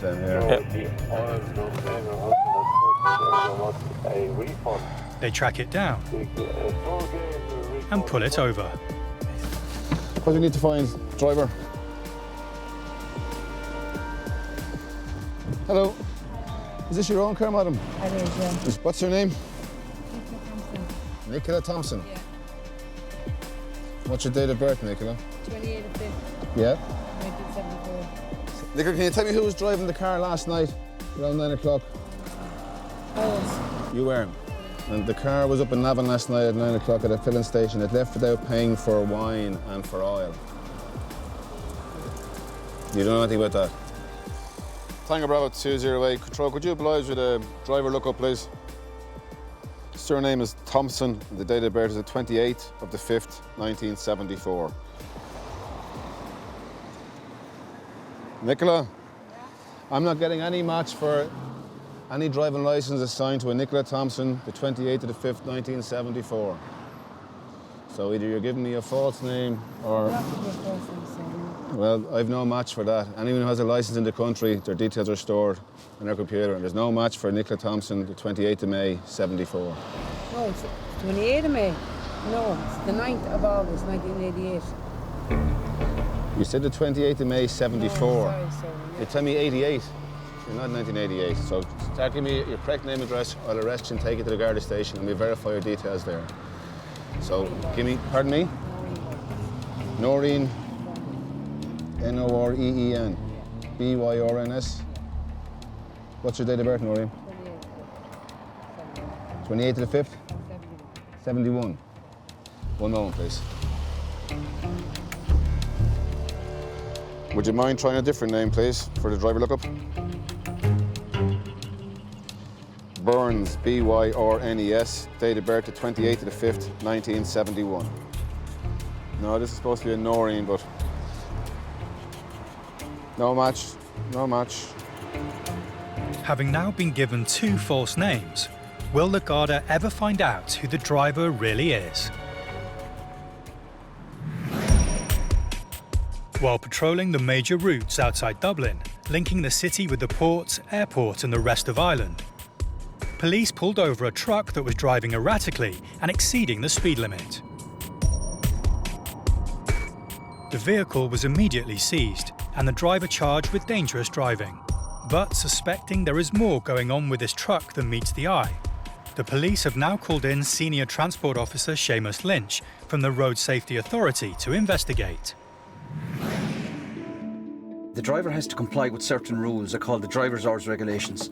So the driver has to take prescribed breaks, he's got to take prescribed daily rest and weekly rest periods. And he's also restricted to a certain number of driving hours. So the purpose of the tachograph then basically is to keep a record of all them breaks, rest periods and driving times. By manipulating the tachograph, they're disguising all of that. You know? Officer Lynch begins his investigation by printing out the distance travelled data from the tachograph, as well as the recorded engine speed. But the data doesn't add up. Now, when I look at the vehicle speed here, right, it's telling me that the vehicle never moved. That's fine. The guy could have been at rest that day. However, the engine speed between 600 and 800 revs, there's a 36-minute period there. From 800 to 1,000 revs, we've got 53 minutes. So if I add all these up, compare these two printouts, the vehicle speed, 0 for 24 hours. But this is telling me that the truck was actually moving for 7 hours and 23 minutes. You know, there's no doubt there's a device here somewhere. Officer Lynch, suspecting the vehicle's tachograph has been illegally tampered with, decides to take the truck back on the road to test it. Our tachograph is recording the fact that we're actually driving. That's what it's supposed to do. The speedometer is working, and it's based on the information we've got from the calibrated speed gun used by the sergeant here.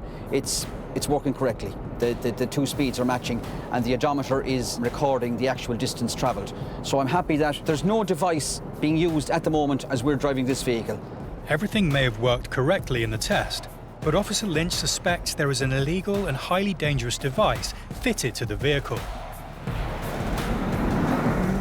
Now he needs to find the device to prove it. The Garda Traffic Corps have pulled over a car. It's suspected of being involved in a recent shoplifting incident. With her child in the back seat, the driver has been in no hurry to tell the officers the truth. And they're still trying to find out her identity. Have you any ID with you at all? No, not with myself. Have you a bank card or... No? Is that medication you have in your bag there? She finally provides a social security card. That's the real thing now, is it? Yeah. Okay, so in third go. Yeah, been given a social services card now, control, and if you wouldn't mind trying that for me, please. And there's more to this woman's story. She's got previous. You just released out of prison back in November.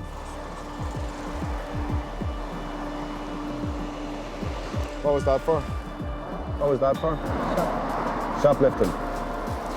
And 9 o'clock last night, the car was up in Navan, shoplifting, wine and... Pardon? Not only has she been inside, but she shouldn't be driving the car at all. She's no licence. She was disqualified for 10 years back in 2003 and didn't get a licence since. You're going to have to get someone to come down. The car's going to be seized under Section 41, OK? You have no licence or no insurance. You can't have insurance with no licence. The woman's desperate. She tries to bargain with the Garda, tipping them off about a drug shipment heading for Dublin. When I say a deal, I mean a deal, and you'll get what the best lot of heroin that ever came into Dublin. It's not who you know, it's what you know. You don't want a load of imaginary heroin, do you? Are you sure? But they're not biting. The car is being seized. The woman retrieves her child and belongings from the vehicle and leaves on foot. The car's on its way to the pound. Another illegal driver is off the roads, and the officers can move on to the next call.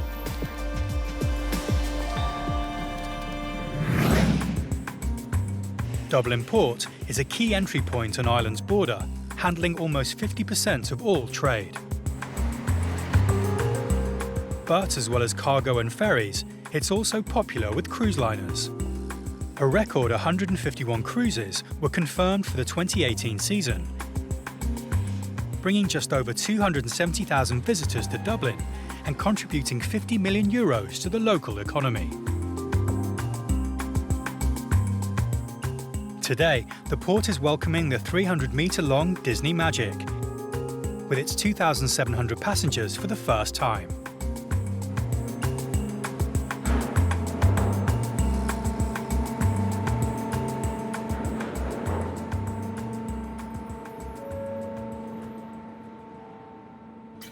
With the huge ship comes a massive security operation. Head of Port Security, Tom Kavanagh, is overseeing proceedings. Somebody do an interior, and just mirror underneath. The ship want them checked again when they come back in the afternoon. This cruise ship is the Disney Magic, and it's the first time she's been here, and it's a real good thing for us and for the passengers to come to Ireland for the first time. Disney is a global brand, and we're really enjoying having them here. There's a great atmosphere. There's an entertainment package put on here by Dublin Port. There's always a high level of security on the mall, but this particular one has come straight from the US. So the level of security afforded to this one is incredible. We're really on our top of our game for this particular one. At the entrance to the port, Security Officer Dermot Weldon is overseeing checkpoint security. Every single vehicle coming in and out of this part of the port has to be authorised, either because they work there or because of the cruise ship's arrival. I have the manifest here, visitors list. So everybody who's going visiting that ship or going onto that ship has to be checked with ID and their name on this list. If it's not on it, they don't get in. Simple as that. No excuses, no acceptance. For the buses and coaches which have arrived to pick up disembarking passengers, there's extra security checks.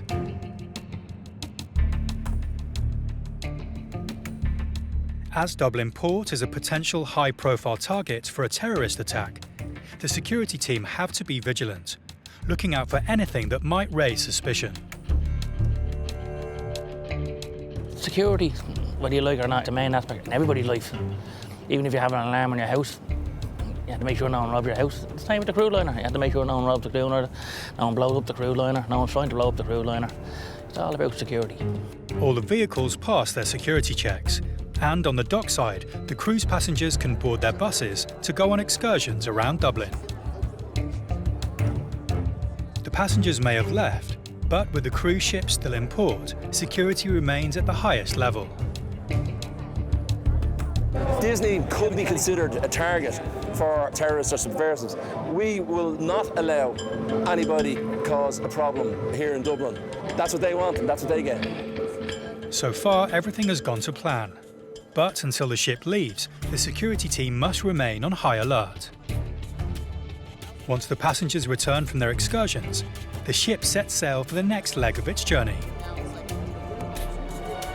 Finally, the security team can relax until the next cruise liner of the season arrives. A speeding truck has been seized by the Garda and its driver arrested for dangerous driving. But there's also a suspicion that the truck has been tampered with to avoid safety regulations.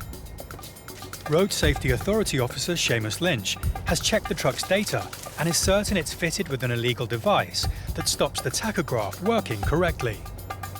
When I compare these two printouts, the vehicle speed 0, but this is telling me that the truck was actually moving for 7 hours and 23 minutes. Now he needs to prove it. What's probably fitted to this particular vehicle is a canvas manipulation device. Having come across these devices before, Officer Lynch has an idea of how it works. To trigger the device, we've got to turn the ignition on without actually engaging the engine. Now, Darren, if you want to put your foot on the accelerator, I'll count to 6, 1, 2, 3, 4, 5, 6, starter. The device will be activated. And we will then proceed to drive and we'll actually see what effect does this device have on the truck. Pulling out there now. You can clearly see the tachograph is not recording driving. We're actually not travelling at all according to the speedometer. It's at 0. Using a quiet stretch of road, the officer driving puts his foot down. We've upped the speed, so let's see what the calibrated gun tells us. We're now down 122. The speed limit is 90. The driver has no idea what speed he's driving at. Speedometer's not working, so he hasn't a clue. You've got to bear in mind this is a truck. A truck like this can't stop in a hurry. And usually the people who use these devices, they're used for the purpose of disguising the fact that they're driven longer hours than they're supposed to. They haven't got the required breaks or rest periods, so they're more than likely fatigued drivers. And the statistics show that 1 in 5 accidents are caused by fatigue. It's extremely dangerous, and I would imagine that the people who fit these devices give absolutely no consideration whatsoever to road safety. Armed with the evidence that the tachograph has been tampered with, Officer Lynch now needs to find the device. His team starts looking for anything unusual. And it's not long before they find what they're looking for. Is there a black box I see here? We've seen these before. Auto CAN bus data log. Going to have a look inside, okay? Right, there we have a printed circuit board. So I'm just going to try and do a little bit of a test to turn the engine on now, okay? Now, if my suspicions are correct, I would expect to see a green light or something else. 4, 5, 6. There's your green light. She's now activated. With the suspicions confirmed, the evidence Officer Lynch has uncovered will be used to prosecute the truck's operator and driver. The haulage industry is highly competitive, leading to companies taking risks to complete the work on time. But on this occasion, they haven't got away with it. They now face a fine of up to €5,000 and even 6 months in jail. It's all down to being motivated by money at the end of the day. The more work they carry out, the more they get paid. So, you know, I presume they look at the tachograph and driver's hours regulations as being too restrictive. But the problem with that is, obviously, you're compromising road safety and the conditions for drivers. These drivers are often, you know, made to use these devices, and they're ending up driving 16, 17, 18 hours a day and not getting adequate rest periods. Quite a small-looking device, isn't it? But what it can do with kind of pretty serious consequences. If one was to consciously think of road safety, you wouldn't put in one of these.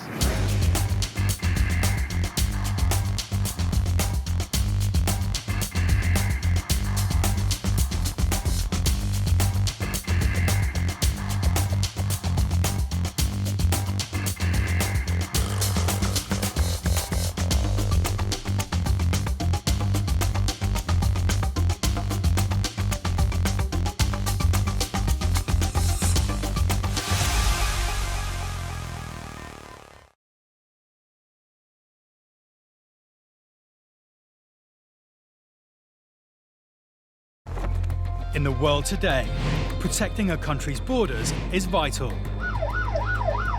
It is seen as a gateway to the UK. These are the men and women in uniform responsible for safeguarding Ireland's borders. Stopping. Look at me, behind the yellow line. Searching. Have you been stopped at a checkpoint before? We just listened to me. And seizing.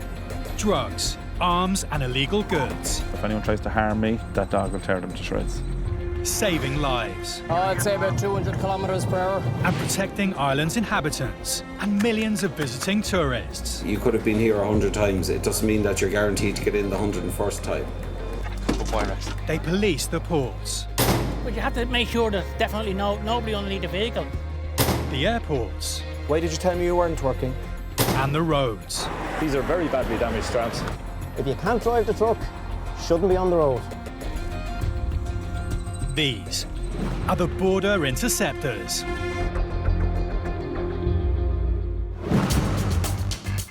Coming up, border forces keep a watchful eye as families travel through the airport. Who are you travelling with, Michael? Is that your dad, is it? Dublin port security have their hands full across the site. How are you? Well, what you doing? Tell Liga what you're doing. And driving on his mobile phone is only the start of this driver's bad day. I got away with a phone up your face. Not exactly safe. Not good driving. As Europe's most westerly airport, Shannon handles an increasing number of transatlantic flights. With increased arrivals from outside Europe, comes increased scrutiny of passengers by officers on passport and immigration.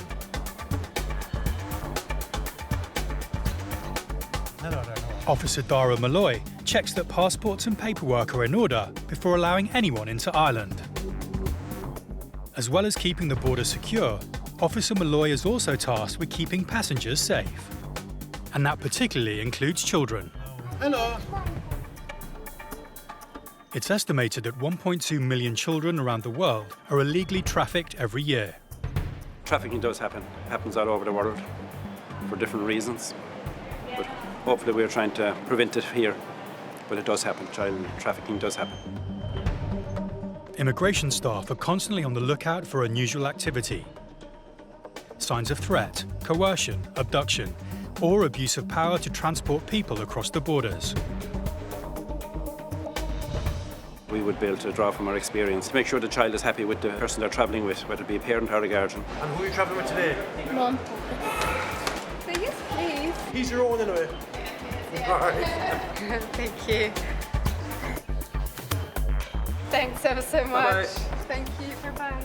With the correct ID, the family are waved through. No, sir. Is that your dad, is it? That's my mum. Come over here. Yeah, that's just a passport there, just to make sure that you know the match up. It's just security to make sure that the kids are, are with the parents. That's lovely. All right. Thanks very much.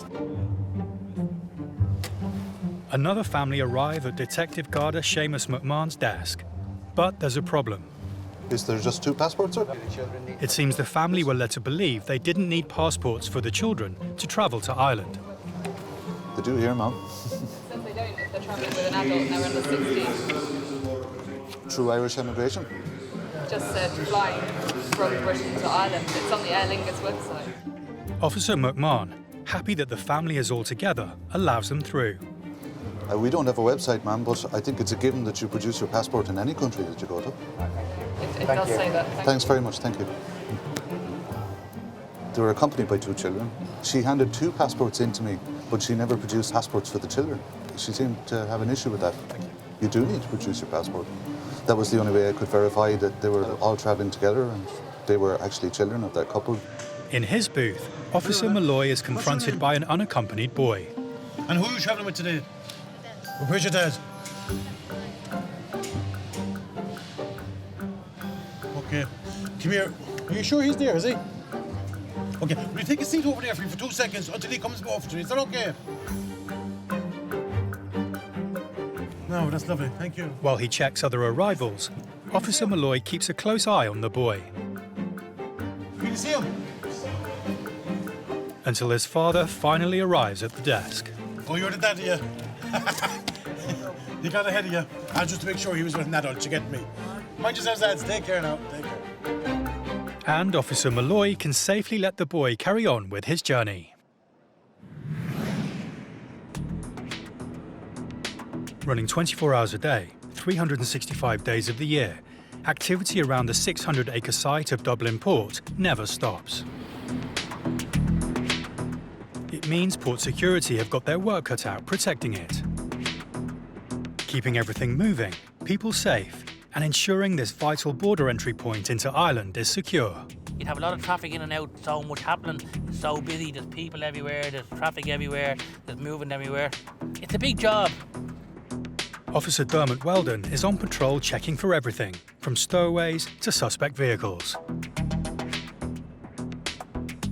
As well as ground patrols, the port security team have a vast network of CCTV cameras. Back in the control room, Dermot is on the lookout for anything suspicious. Left-hand side there, camera 35.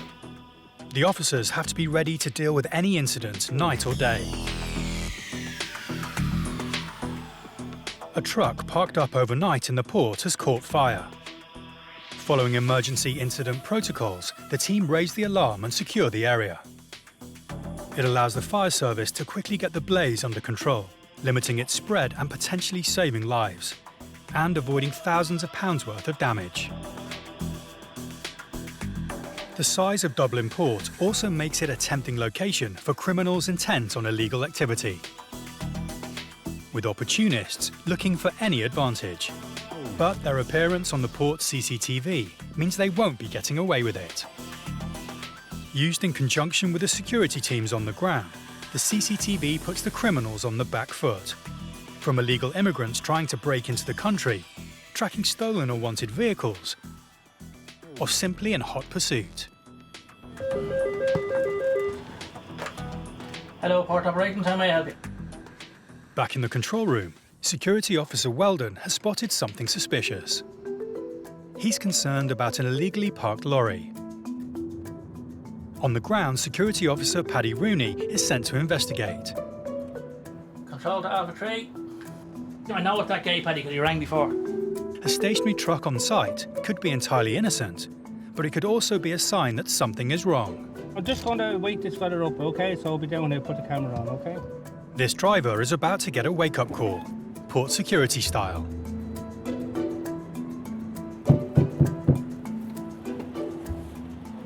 Good morning. Morning. How are you this morning? Tired. Quizzing the driver, Paddy explains that he's parked his truck in a no-parking area of the port. It is a restricted area down here, and like I said, there is markings on the road. We could have easily put a clamp on you and wait till you got up and charge €80. But unfortunately, I'm in good humour here today because I'm going on holidays. Are you along here? 2 o'clock. Drivers are required by law to take proper rest breaks before they can start driving again. So how many hours rest do you want? 10 hours on now. Okay. Right, I'm going to give you an extra hour anyway to get yourself sorted anyway. So at 11:15. Okay, so I'll give you about an hour, so okay? Yeah, very good. Okay, have a good day. Okay, thank you. Understanding of the situation, Officer Rooney gives him time to get himself sorted. We don't mind them actually parking around areas, but we normally would like to see them out here by lunchtime.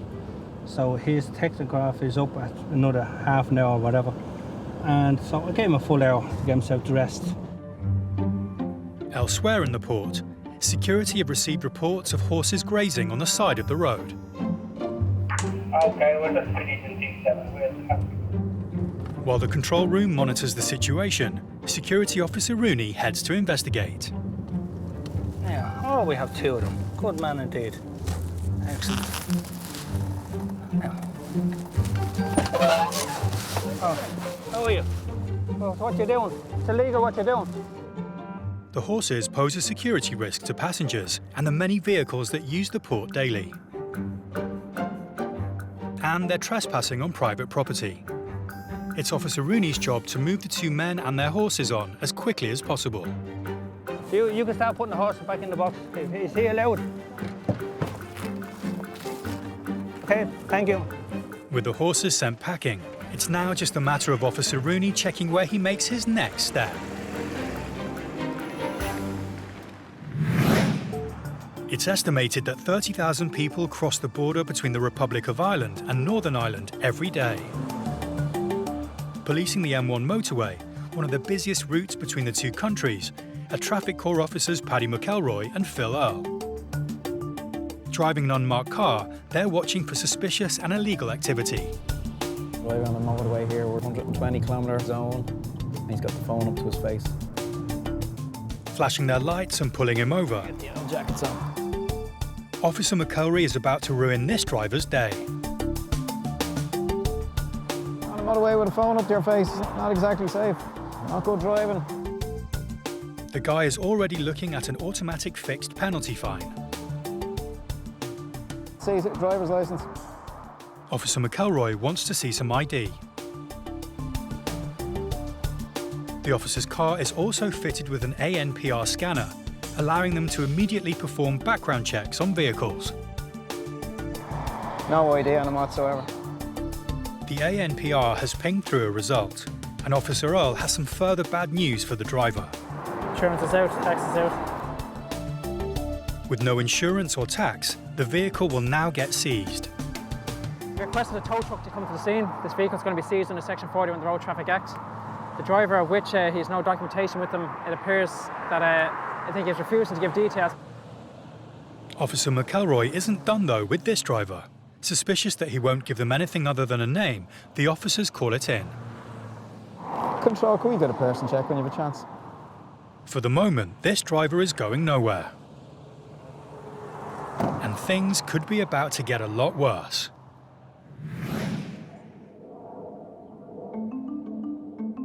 More than 20,000 foreign students travel to Ireland to study every year, many of them arriving at the country's largest airport in Dublin. With student visas being one way illegal immigrants enter a country before disappearing, passport and immigration officers need to make sure students are coming into Ireland for the right reasons. In order to prove they're in Ireland to study, students are required to have a letter of invitation from the college or university they're going to be studying at. A flight from the US has just landed, and a male student has arrived at Officer Mick Lally's booth. Before Officer Lally lets the student into Ireland, he'll need to see the relevant ID and paperwork. But there's a problem. Did they not explain to you required a letter of introduction here, no? Do you have any documentation from the school at all, no? There are emails of like letters saying... Do you have anything printed out? I don't have them printed out. With no printed documents, there's no way of Officer Lally confirming the student's story. Which means he's going nowhere. The young man desperately tries to find email confirmation from the college. The only problem is that he can't get a phone connection. And why are you here? Trip through the school. A Maymaster. In another booth, Officer Ray Flannery is also having issues with a newly arrived student. Do you have a letter from the college? I do not. You should have. So I have no proof as to why you're here.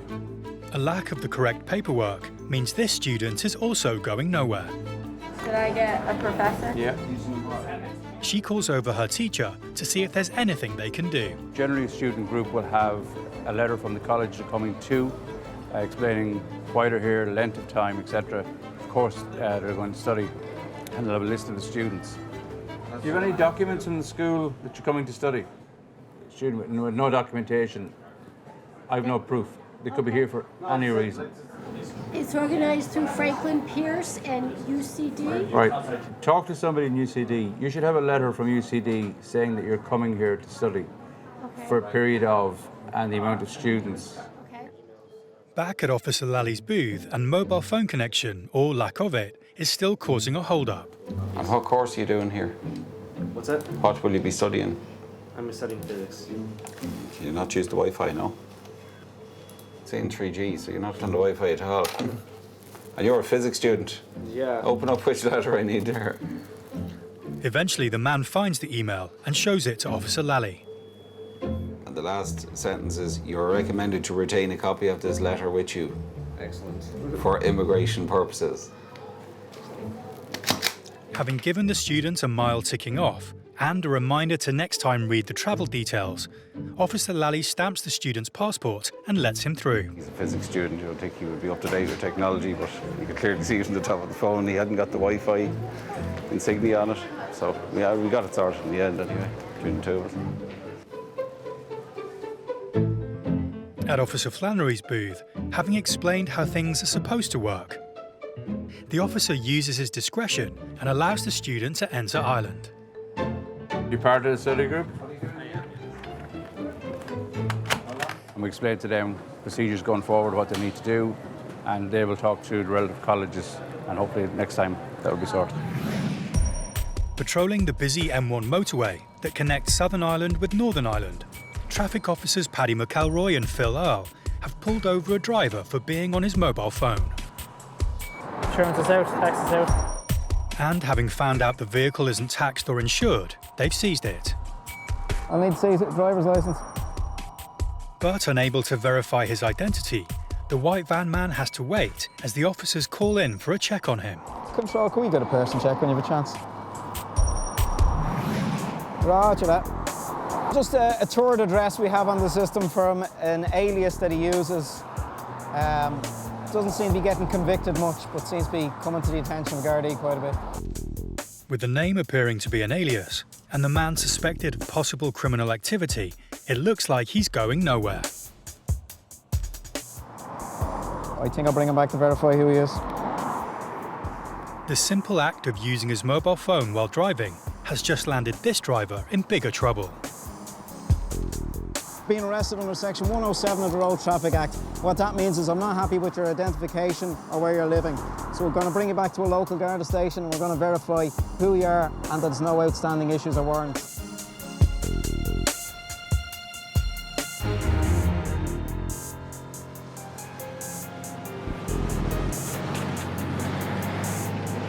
With his true identity still in doubt, it's not just his vehicle getting seized. He's nicked too. And it's a chauffeur-driven ride to the police station.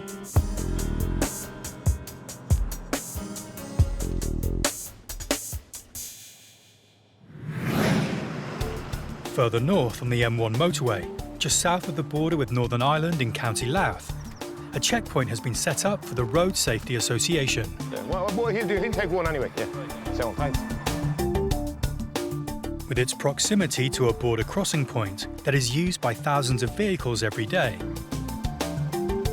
it is the ideal spot for Road Safety Officer Jim Fleming to carry out spot checks on haulage vehicles. Morning, sir. How are you doing? I'm from the Road Safety Authority. Jim Fleming is my name. I just need to have a look at your recording equipment and your licence and documentation for the vehicle, please. Would you mind moving over and I'll hop in there and have a look at that? Haulage vehicles operating anywhere in the EU need an operator's licence to carry goods. Carrying out unlicensed road transport operations can result in a fine of up to €500,000 and/or 3 years in prison. You have your driving licence and a CPC, and if you got the licence for the truck or the operator's licence. The operator's licence, no. And do you have a copy of the community authorisation? It's an A4 page to be engaged in the carriage of goods in the European Union. Jim has pulled over a truck that is registered in Northern Ireland. To transport goods across the border, the operator needs a permit, and this driver doesn't have one. I'll tell you what I'll do. I'll just take a few details from you, and it's a matter for the company. It's an obligation on the company to give to you. So, okay.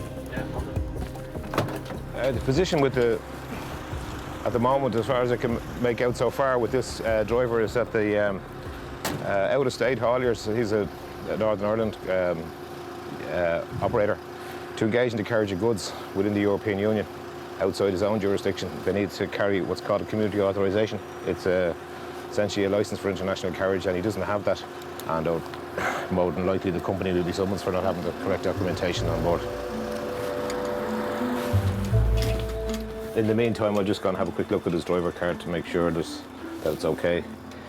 Tells me he hasn't been driving in quite a while, so from a driver's hours perspective, he's fine. It's just to do with the operator licensing question is the only problem we have here. Jim reads the driver his rights. You just have to caution you that you're not obliged to anything unless you wish to do so, but whatever you do say, maybe take it down and write and give it an evidence. You understand that, yeah? Luckily for him, though, it's his employer, the operator of the vehicle, who is responsible for ensuring the correct paperwork is in place. They'll receive notice of summons to court. Okay, good man. Thank you very much indeed. Thank you. Cheers now. Not having the required permit is not something Jim sees a lot of. I've encountered a couple, probably quite some time ago. Any vehicle I would have inspected in recent times, as in certainly this year, I haven't come across any. As the truck pulls away, the police stop another vehicle for Jim to check over. Mind if I have a look at your tacho, please? And do you have a copy of the community authorisation for the carriage of goods? Not on my own. Amazingly, this vehicle is in exactly the same situation, without the required permit in the truck. Again, Jim reads the driver his rights. You're not obliged to anything unless you wish to do so. Whatever you do say, maybe take it and write and give an evidence. And another truck operator will be receiving a court summons for the infringement. But that's 2 in a row today, so just a bad day, maybe.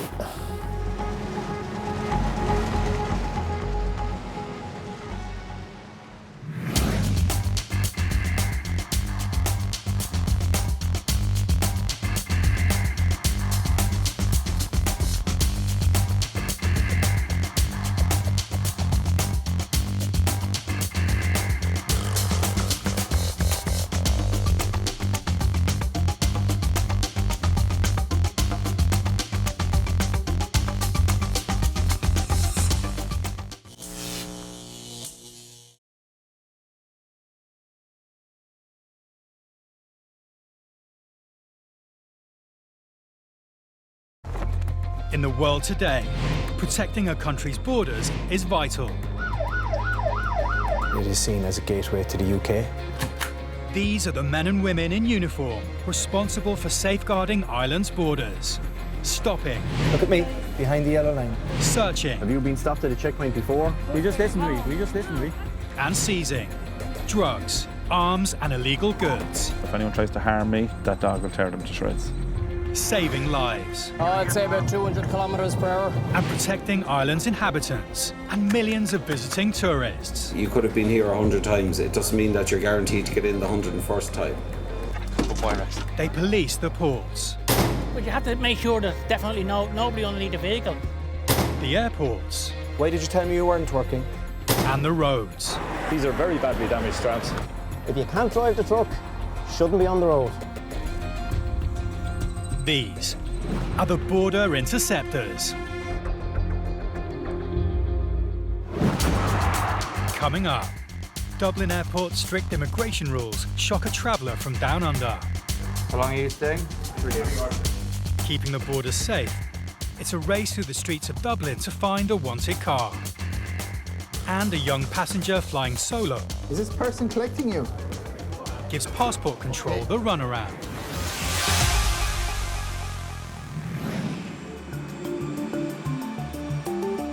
Passport and immigration officers oversee all incoming passengers arriving at Dublin Airport. Their role is to identify those intent on illegally crossing the border into the country and make sure all passengers meet the strict entry requirements. At the non-EU passport desk, Detective Garda Ray Flannery is getting ready to check in new arrivals. Passing through immigration checks can be a relatively straightforward process, if you have nothing to hide. Thank you. How long will you stay? What do you do here? What date do you leave? Where is that? But initially, how long will you be here? How much money do you have with you for your stay here? What will you be doing with them? I'm not sure yet. Partying would be more like it. All right. Thank you. How are you? How are you? Good. Well, tired. I know the feeling. This next passenger has arrived from Australia, unprepared. He steps up to Ray Flannery's desk. How long are you staying? 3 months. Why? Just for holiday. And where are you going to be for 3 months? With some family friends. They used to live in Aussie. Where in Galway? Sorry? Where in Galway are you going to? I'm not 100% sure. Yeah, I'm not. And how much money do you have with you for your stay here? About 7,000 Australian. Sure. Do you have a return ticket? Say it, please. The maximum we allow any non-EU national to stay here is 90 days. In the UK, they give 6 months. The max we give anybody here is 90 days. Nothing gets past Officer Flannery. That's over 90 days, is it?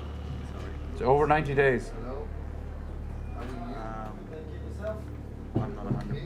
Yeah, it was. I leave on the 17th of September. Which is over 90 days. Okay. The max I can give you is 90 days.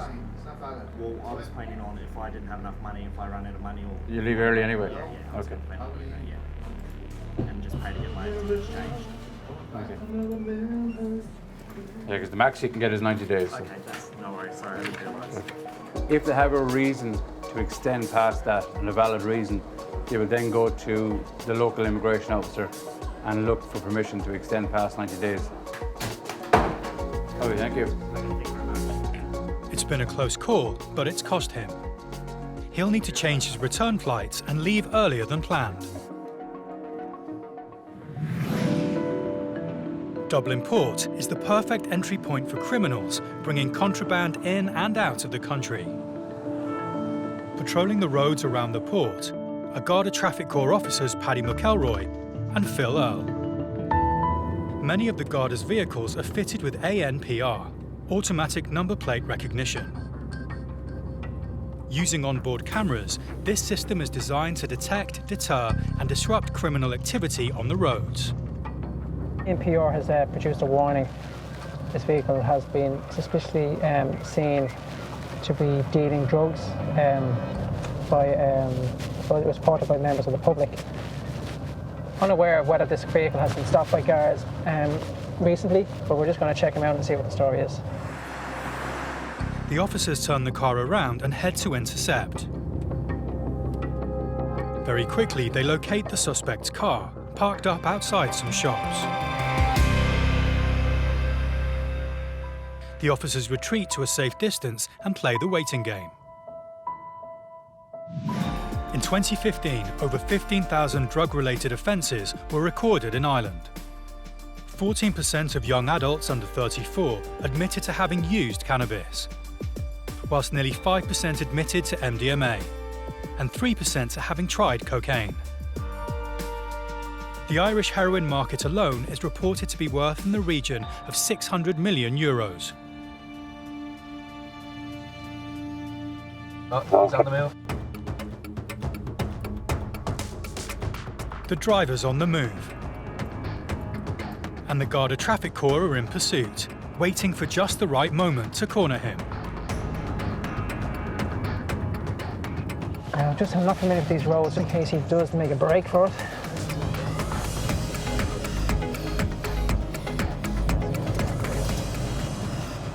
into the garage there now. How about it? Show me your hands. Show me your hands. Keep them up. Turn off the engine, please. Thank you. How are you, sir? Grand. Patrick's my name. Guard here, attached to traffic, Dublin Castle. Yeah. Right, can you step out of the car for a second? Okay, how are you? Is this your vehicle? Yeah, this is my vehicle. Do you mind if we have a search? Yeah, we can go ahead. No problem, you agree to a search? Yeah, 100%. No problem. Do you want to empty everything out onto the bonnet that you have in your pockets? You can do it. No, empty everything in your, whatever you have in your pockets. I have nothing in my pocket. You actually scare me when you pull up like this. But there's no need to be scared. We're going to do a brief search of the car. Yeah.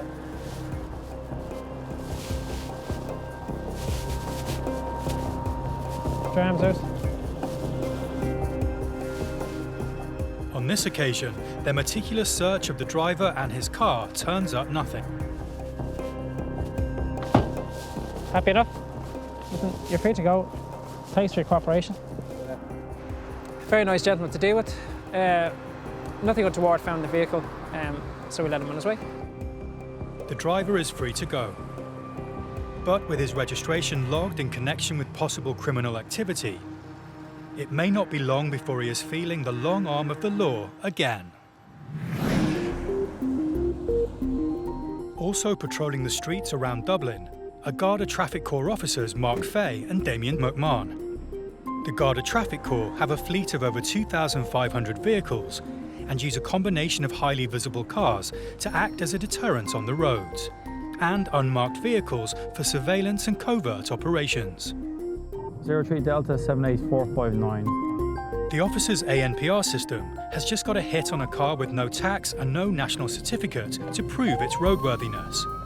Time to pull this driver over. How are you? Do you have a driving licence on there by any chance, do you? You have nothing on you at the moment. Do you have any form of identification just to show who you are? Nothing at all, no? Officer Fay is able to check her details against those showing on the ANPR, and it doesn't match. She claims she has just bought the car. Did you buy the car privately or did you buy it off the garage? Privately. Do you know what the story is with relation to the vehicle registration certificate? Have you got anything back? No? Have you inquired to see? Your friends send off the logbook for you? Okay.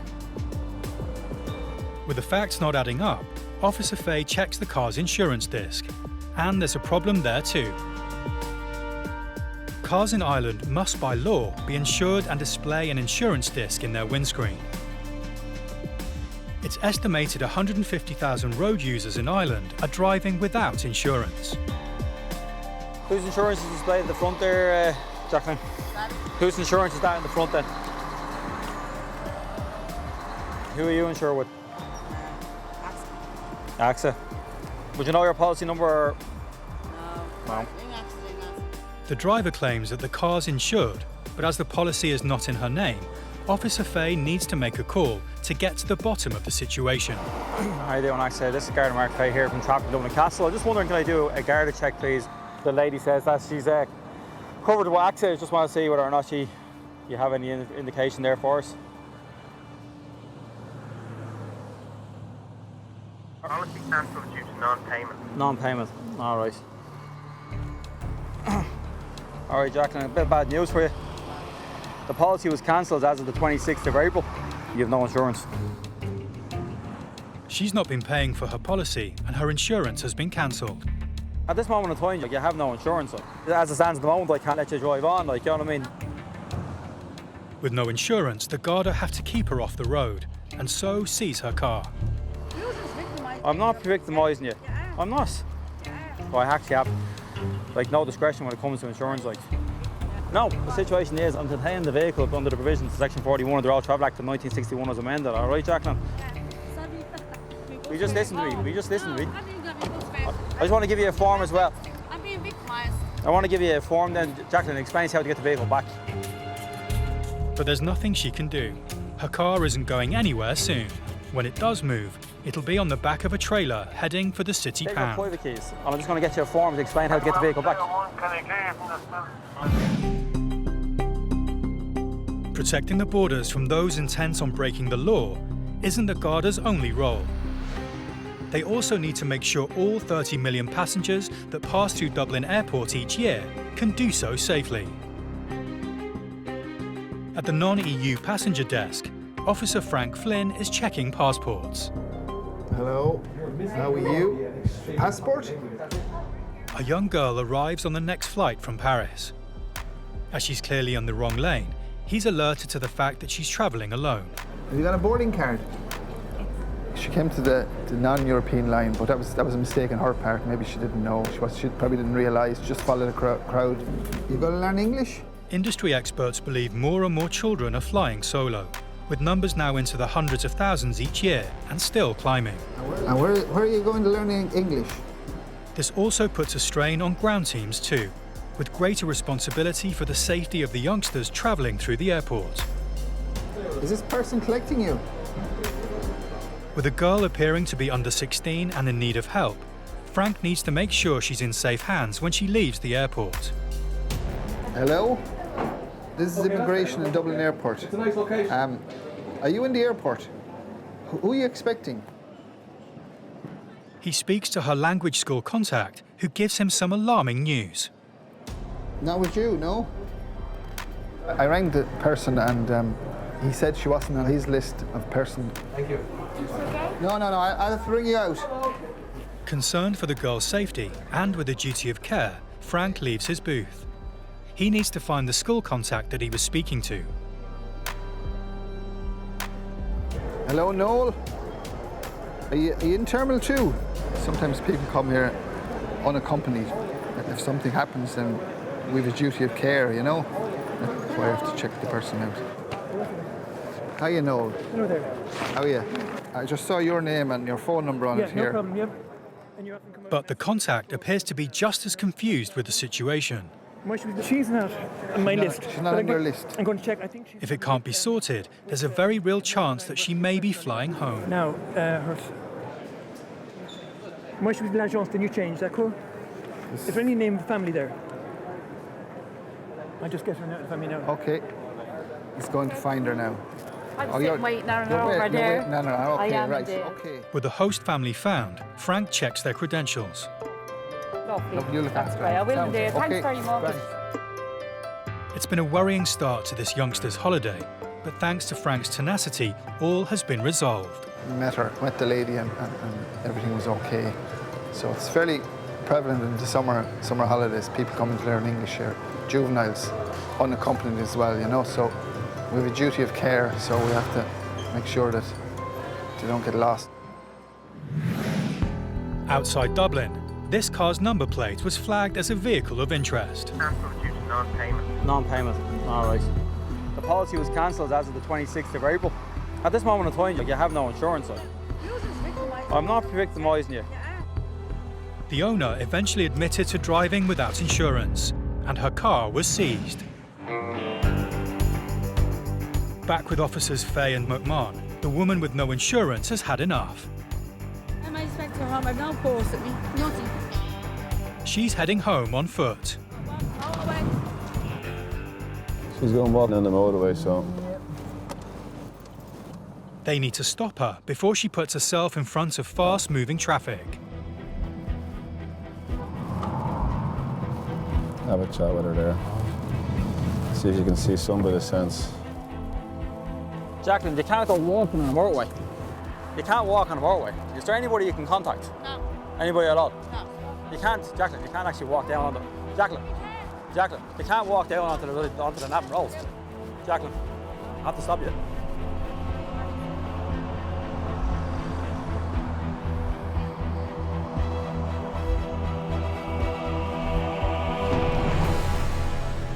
You bring it down as far as the lodge there? Travel lodge. The officers have a duty of care to keep her out of danger. They have to get her off the road. But they're not taking her home, only to the next junction where she'll be dropped off. That's as far as we can bring you. We can't bring you to your house. I'm not actually leaving the house. I'm actually dropping you at People's Road.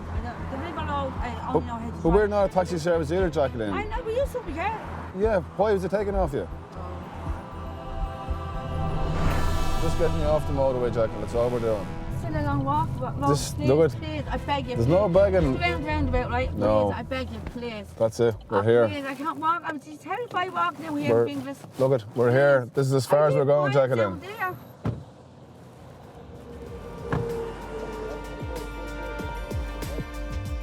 Despite her pleas, the officers leave the woman to her own devices. They then head back to her car to oversee its removal to the pound.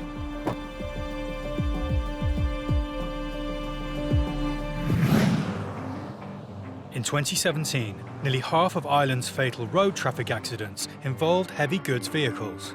So making sure HGVs are roadworthy is a vital job, and roadside checks are the perfect opportunity. All right, Shane, turn it over the other way.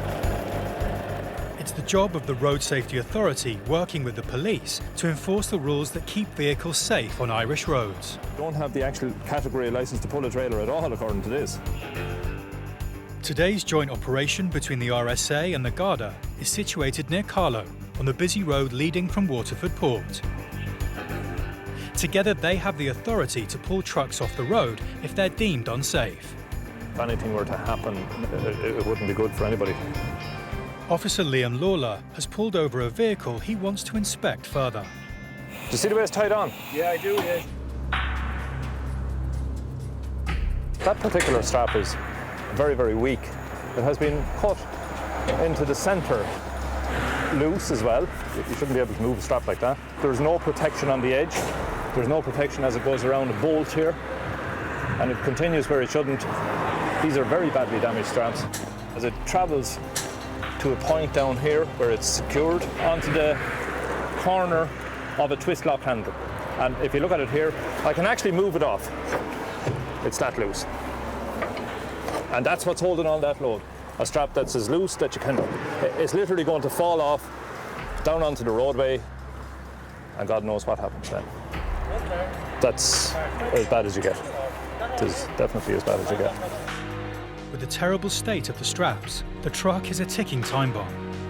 If one of these huge bags were to break loose and fall into the road, the consequences could prove fatal. There's at least a ton in each pallet there, literally sitting on a flatbed trailer with the grace of God holding them on. Here, just while you're... Okay, why is there not one strap going from there to the other side and that's it? Why does it go... Because when you wind up the strap the far side, it's sticking away out and there's more of a possibility of it coming loose. The driver tries to reason his case. He feels that he has secured the load properly. But Officer Lawler is having none of it. Yeah, no, you have to do it properly. It has to be done properly. All of the straps that you have some form of deformity.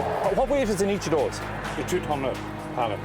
With an STF or a standard tension force of 350 kilos, he would need 7 straps to go across that if he was to do it theoretically right.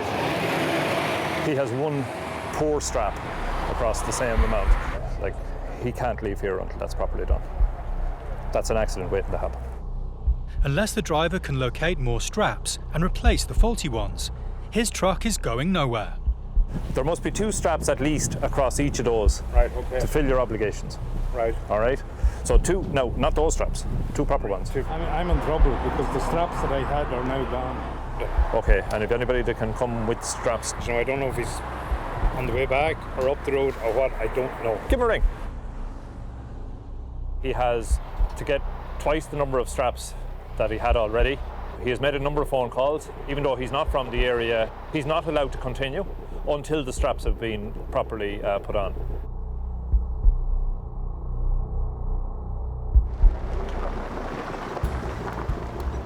He's in luck. The new straps arrive with his colleague, and the pair set about resecuring the load.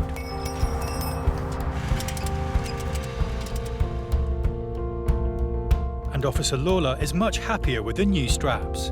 Tells you the amount of force you can put on the ratchet part, which is 50 decannewtons. It tells you the tension that you can get on the strap, the stretch factor, how much it can stretch. And then it gives you the code for the European standard for that strap. It's a good strap. That's a good strap. Take her away, Vera. It's been rectified, but it has taken some time. It would have been well worth his while from the beginning to secure it properly, and then he wouldn't have this delay. The safety aspect here is the crucial factor. To travel with that load, 29 tonnes on a flatbed, heading along the road, not being held on properly at all. Now that tells its own story.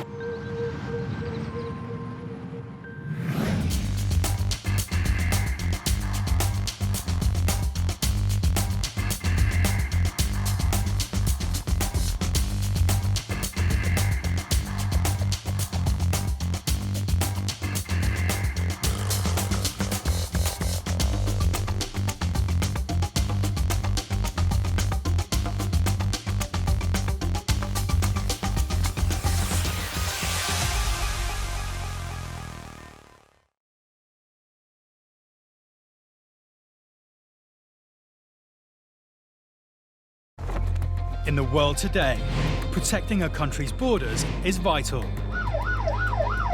It is seen as a gateway to the UK. These are the men and women in uniform responsible for safeguarding Ireland's borders. Stopping. Look at me, behind the yellow line. Searching. Have you been stopped at a checkpoint before? We just listened to me. And seizing. Drugs, arms and illegal goods. If anyone tries to harm me, that dog will tear them to shreds. Saving lives. I'd say about 200 kilometres per hour. And protecting Ireland's inhabitants and millions of visiting tourists. You could have been here 100 times. It doesn't mean that you're guaranteed to get in the 101st time. They police the ports. But you have to make sure there's definitely nobody underneath the vehicle. The airports. Why did you tell me you weren't working? And the roads. These are very badly damaged straps. If you can't drive the truck, shouldn't be on the road. These are the border interceptors.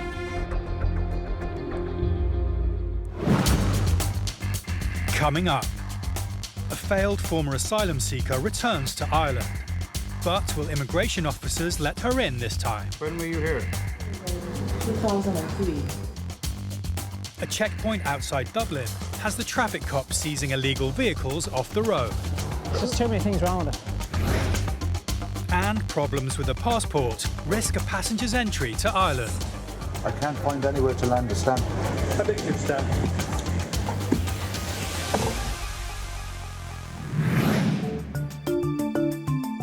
A record nearly 30 million passengers travelled through Dublin Airport in 2017, the majority from Europe, followed by transatlantic flights. But 2017 also saw a record 850,000 passengers arriving at Dublin from other international destinations, including the Middle East and Africa. Chile, Santiago, capital. Okay. With increased international passenger numbers comes an increased risk of people attempting to enter the country illegally. Department of Justice figures show that the Republic of Ireland is facing its highest level of asylum claims for a decade. So it's vital that officers at border control continue to scrutinise passengers to make sure they are entitled to visit or stay in the country. Working at the non-EU passenger booth today is Officer Ray Flannery. The family arrives at his desk and Officer Flannery begins the process of assessment. Have you been here before? The mother. When were you here? 2003, as an asylum seeker. The woman admits she travelled to Ireland before, in 2003, when she applied for asylum. Her application was refused. Officer Flannery needs to ascertain why she's returned to Ireland, this time with her family, and if she intends to apply for asylum again. And why come back now? Because my daughter has expressed her interest in growing in Ireland so she could grow with the culture. Have you any documents from the Irish government? It appears the couple are not seeking asylum, but have no documents or visas to allow them to enter Ireland. Instead, they reveal important information they believe allows them to enter the country. No, we apply and they give the As their daughter was born in Ireland, she has an Irish birth certificate, which the couple are able to present to Officer Flannery. This immediately changes everything.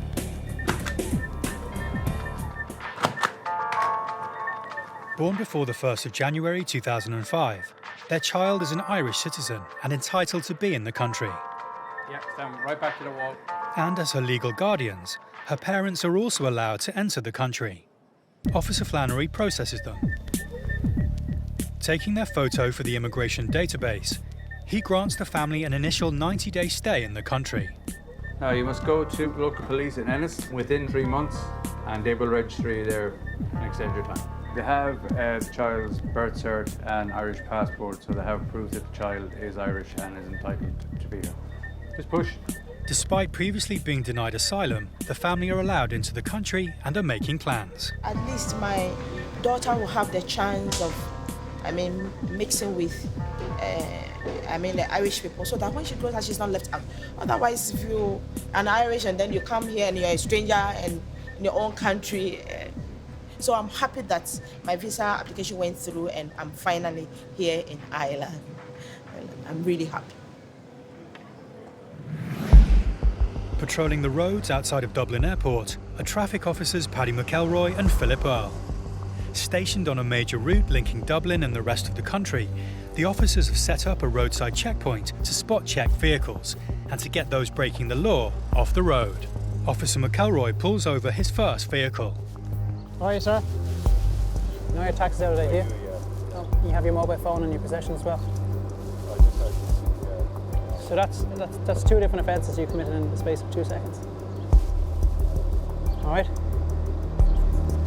Sort it out, will you? Given it's just out of date, on this occasion the officer lets him off with a verbal warning. Tax is only 0418. Obviously he's trying to avoid it.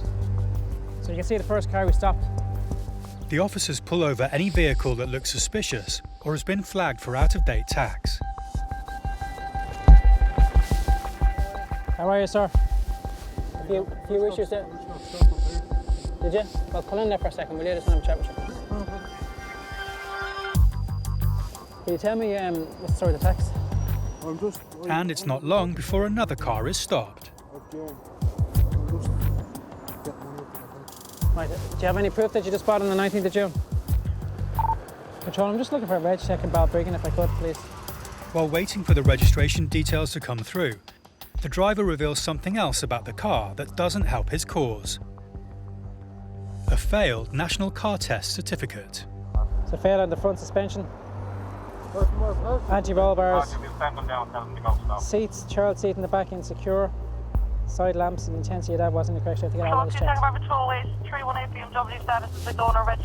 The results of a radio check come through, and it only adds to the situation. The driver has lied about the purchase date of the vehicle. He's had plenty of time to ensure the car was road legal. There's only one option for Officer McElroy. All right, Gareth. You have this since the 5th of February, do you? You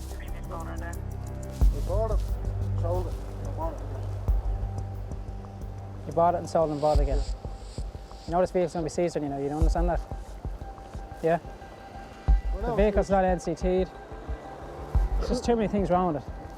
Under Section 41 of the Road Traffic Act, the vehicle's going to be seized, of which I'm going to give you documentation where you can get it back. With one car seized and a queue of cars waiting, Officer McElroy is straight on to the next vehicle. Right, so your tax is out a year?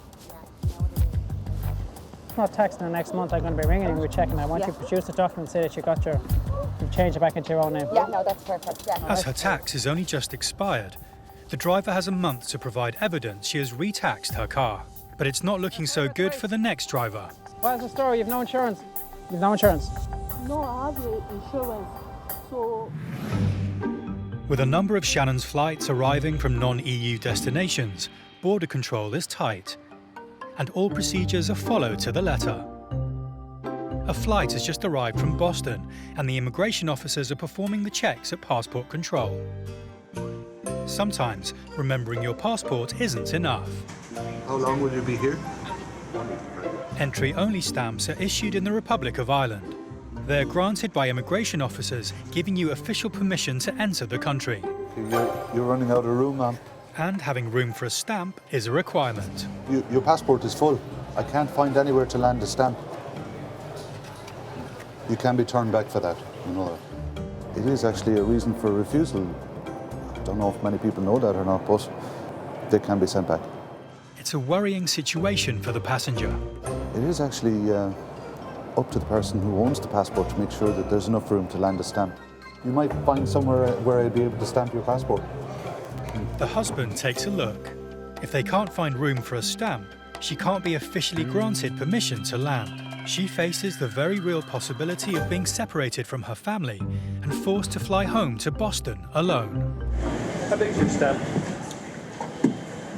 How big, like that size? Yes.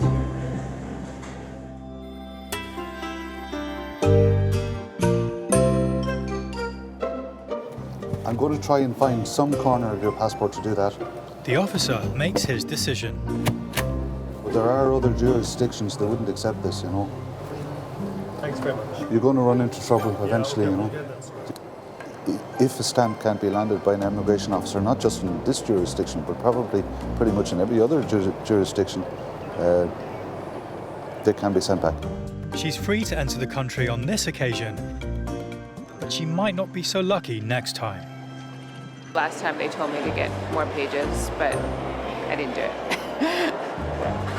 Just time to get a new one. I'd welcome smaller stamps for a standard passport. People are traveling a lot more these days, going in and out of countries that don't have visa waiver programs, so I think it'd be probably helpful. He said, you need to get it fixed, so I think it's your wife and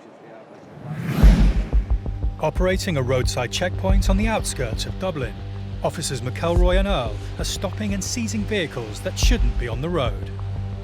And having already claimed one car, it's not looking good for another driver, despite her arguments. No insurance? No, I have the insurance. So You're not putting the insurance. No, this vehicle's being seized now, okay?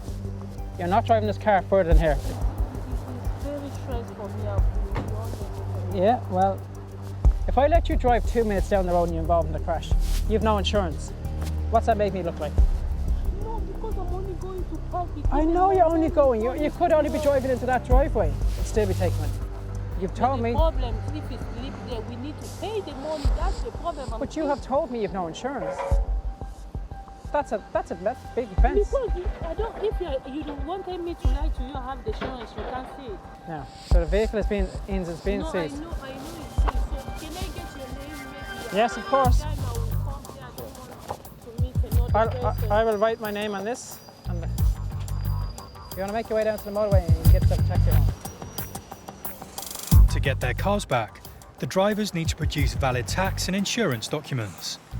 And it needs to be done promptly. If the cars are not claimed after 3 weeks, there's a possibility they will be crushed. Detective Garda Mick Lally is on duty at Dublin Airport, checking passports and helping to safeguard Ireland's borders. The next visitor in line is an American lady who has arrived to work with the charity looking after elderly people. And who are you working for here? Friends of the Elderly. It's a non-profit based in Dublin. Where is it? On 25 Bolton Street. And do you have a date for return home? Yes, August 20th. Are you definitely going that date, yeah? Officer Lally has to ensure that the information she is giving is legitimate. If it doesn't check out, he could put her straight back on a plane to the US. Meanwhile, at Detective Garda Ray Flannery's booth, a young Australian girl has handed over her passport. But Officer Flannery isn't happy. Problem is that you had a refusal in the UK, so that generally creates a problem here. If you've been refused there, you don't generally get permission to come in here. And the only grounds they gave you for refusal was that you didn't have a work permit. Yeah. Would you not have thought to look for one before? Well, I had thought that if I started just training or working there, then I could apply for one. But no. All has to be obtained beforehand. Yeah. So they refused you and then they allowed you into the UK for 3 days. With a refusal already on her record, it looks like the girl is going to become one of the 4,000 people turned away at Ireland's borders every year. Meanwhile, Officer Lally checks that all the details of the charity worker are correct and her paperwork is valid for her stay. What did you say is the name of the place? Friends of the You're not Elderly. going to connecting flights. Satisfied that everything is in order, he takes her photo for the immigration database.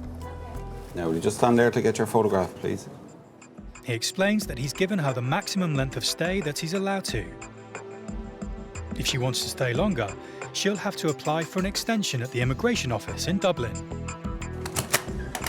Now, I've given you till the 30th of August. That's the longest I can give you, so if you decide you want to stay on for a few days, you'll have to go to immigration and tell them, you know.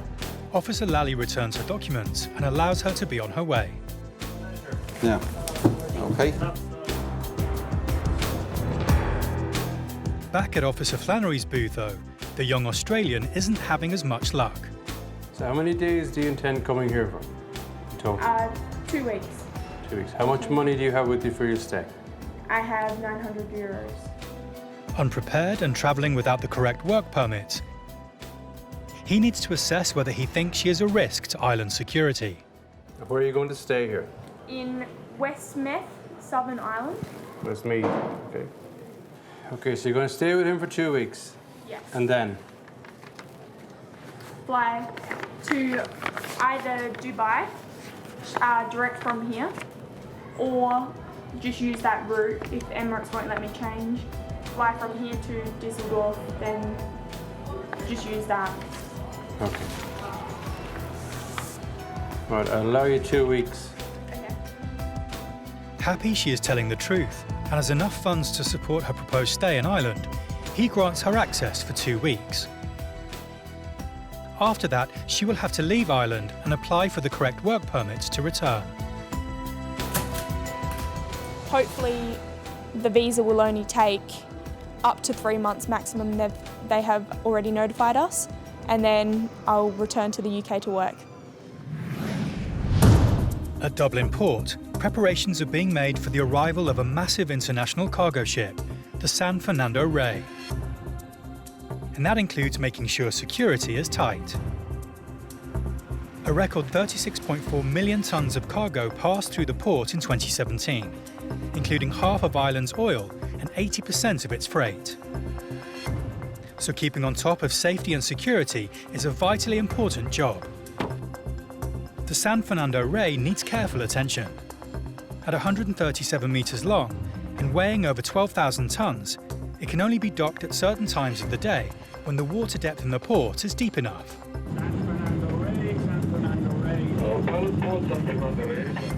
A member of the port's team, known as a pilot, has headed out to the cargo ship to oversee docking the vessel. Safety is paramount. With a boat this big, an accident would be hugely dangerous. With his knowledge of the port, the pilot ensures the ship can safely dock. His presence is a requirement for all large commercial vessels arriving at the port. Once on board, he takes control of the ship and, with the help of tugs, manoeuvres into its docking position. Once secure, the port can start unloading the ship's cargo. While its dock security is tight, port officers police landslide, while the ship's security officer is responsible for on board. Nearly 4,000 illegal immigrants are deported from Ireland every year, around 15% of them from African countries. A ship the size of the San Fernando Rey is a perfect target for stowaways and criminals. And while the ship is docked, the security officer makes regular security searches. Usually we made the security round around the ship every 4 hours. When I'm making a ship search, I'm looking for persons which I've never seen and maybe some strange or unknown, for me, unknown objects. On this occasion, the security search turns up nothing. But he'll need to remain vigilant until the ship finally leaves Dublin Port.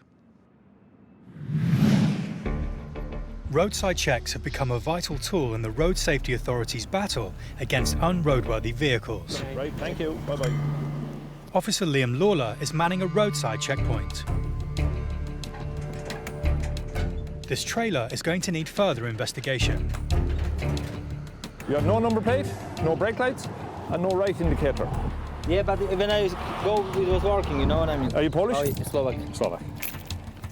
Being part of the EU, driving on a Slovakian licence is perfectly legal. But breaking Irish traffic laws is not. Okay, you don't have a license to pull a trailer because this trailer has a maximum authorised mass of 2,700 kilos. You don't have the category here to pull the trailer, which is BE. Yeah, okay. But you don't have that. Yeah, I have. Yeah, this is a car license. Yeah, but I did this 96. I pay a course for that in Slovakia that I can pull the trailer. Okay. It clearly shows here the EB license or BE, which is the same thing, car and trailer, which you don't have. Yeah, this 96 means that I can pull any trailer to the size of 4.5 ton. But you don't have the actual category license to pull a trailer at all, according to this. Well, there was a few things. The trailer didn't have proper brakes. There was no number plate, no brake lights, no indicator on the right. But the real issue was the license. He had a code 96 from Slovakia. Now, I don't understand the codes because obviously if there's 96 codes, he wouldn't remember them. But what it basically said was that he could pull a trailer up to a certain weight, which was 4,250 kilos, without what we would call a trailer license, which doesn't make sense. This trailer's too heavy for the truck, and Officer Lawler believes the driver hasn't even got the necessary license to pull it. Yeah, I know. That's why I did this license. And your van, I think, is 3,500 kilos, is that right? Yeah. A design weight? Yeah, so it needs... Yeah, but that's why I did the license for pulling the trailer. No, you didn't. Officer Lawler is suspicious. I can prove it. Where did you do your test? In Slovakia. How long are you in Ireland? I'm 15 years. I bought a home caravan and that's why I did this special license. You just went back to Slovakia for the purpose of getting this class on your license? Yeah. And why didn't you do your test here if you're here 15 years? I don't know. Whatever has happened, you still didn't get your category on your license here, BE. You did the test with the trailer? No. In Slovakia, if you want to have a caravan or any trailer, you don't need to do any test. Just extend your license. Without any test? Yeah. It doesn't make sense. He's saying that he didn't do the test, he just did a theory test, and he was able to get this extension on his license to pull a trailer. Now here we have a different system where if you want to pull that size of trailer, you have to do a test. So I need to look into it more. Officer Lawler discusses it further with his colleague from the RSA. They have the power to pull the vehicle off the road if necessary. I'm finished. Just get the trailer fixed. So. This driver will have to get his trailer fixed. The Garda and RSA have his number.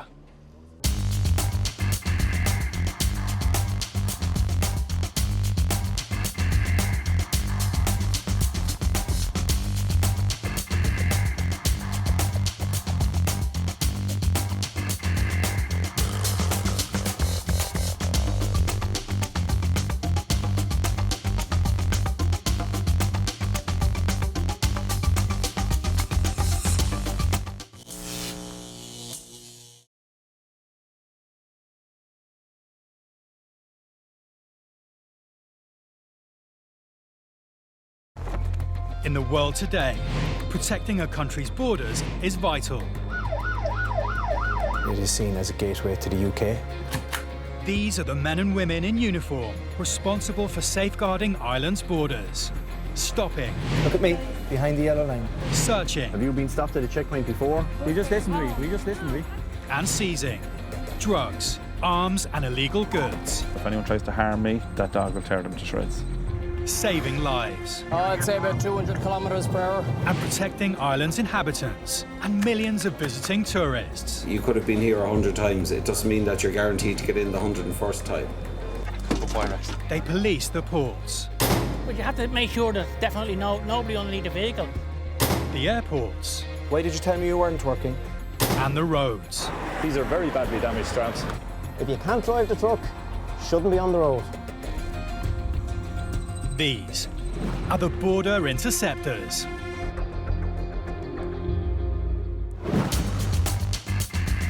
Coming up, a roadside stop reveals an unexpected haul of goods. Did you have receipts for all this stuff that you just purchased? Do you know what's even in your car? Without any paperwork to confirm his story, it's looking like a long one-way trip for this Indian family. You're supposed to have that to present to me also. That way I know you're actually married to this person. And a high-speed chase for a wanted vehicle.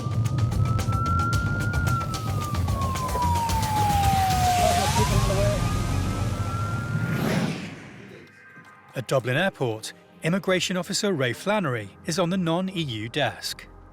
His job is to check every passenger that arrives from outside the European Union has the correct paperwork to enter the country. An Indian man has approached the desk with his young daughter. The man has a visa to enter Ireland, but Officer Flannery is doing a final check before letting the man and his daughter into the country. You're coming here first time to join your spouse. Do you have her details? Her details? Her details? Yes? She's working as a... I need her details. I have no idea who she is. You have to provide details to me. I don't have anything now. Well, how do I know you're coming to them? You should have her GNIB number, address. Without any paperwork, Officer Flannery can't confirm the man's story. The man desperately searches his phone for information, but at the moment it's not looking good for him and his daughter. You should have a letter of invitation. That way I will know who you're coming to. The man hands over his phone with what he says is a photo of his wife's immigration permit. You're supposed to have all this printed. I have no idea who you're coming to. It's common sense.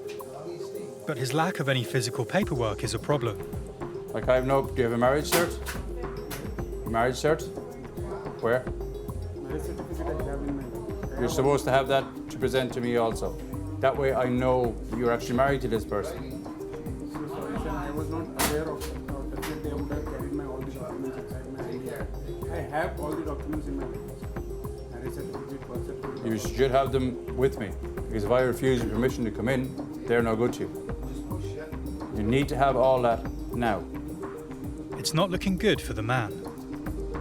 If he can't convince Officer Flannery his story checks out, he may not be let into the country.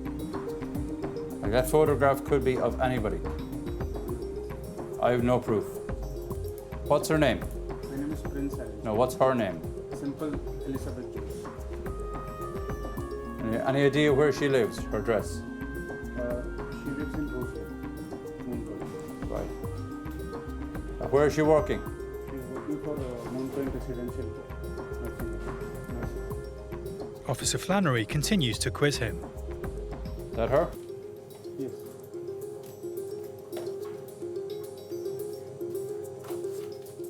Happy his story checks out, he finally allows the man and his daughter entry, but on condition he produces the required paperwork.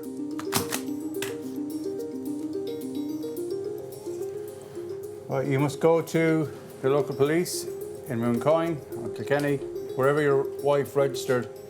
With her, bring all your documents, marriage, everything, okay, within 3 months. Yes, sure. Thank you so much, sir. Okay. Generally, people will have documentation, but unfortunately, a lot of the time, this documentation is presented to a relevant embassy in order to get a visa, and to forget to get a second copy to show us here.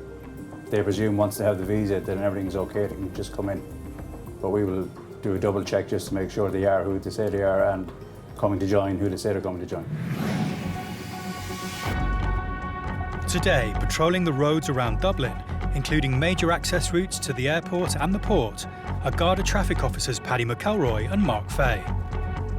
In their unmarked car, they're keeping a low profile but expert eye out for any suspicious activity. And it's not long before they pulled over a vehicle that's pinged up on their ANPR system. It's suspected that it's involved in crime, yeah. So are you in shopping? Officer McElroy's suspicions are immediately aroused by the car's very full boot. Would you have receipts for all this stuff that you just purchased? What? No, we didn't just purchase now, it's in the car, wait. With all this stuff here, when was all this stuff bought? It's in the car, I couldn't tell you, we're 3 years homeless, so we're going around everywhere. But all that stuff looks relatively new, if you don't mind me asking. No, because we're getting a house probably this week or next week. The woman's vague and evasive answers aren't helping her case.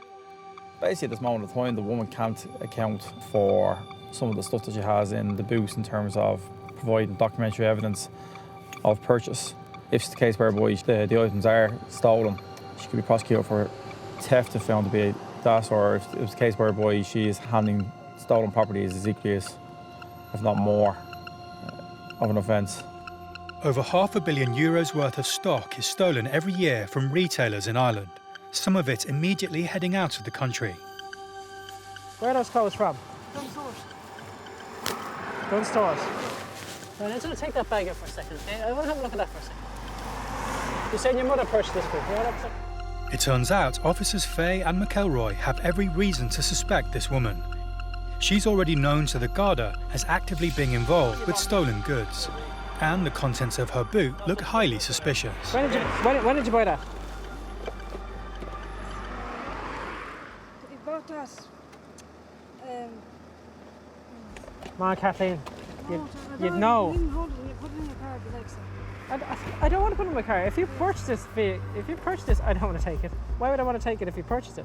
It turns out this car is full of new household items. The Hoover. When did you buy that? The Ashbourne Market. How much you pay for it? The George Foreman in the back.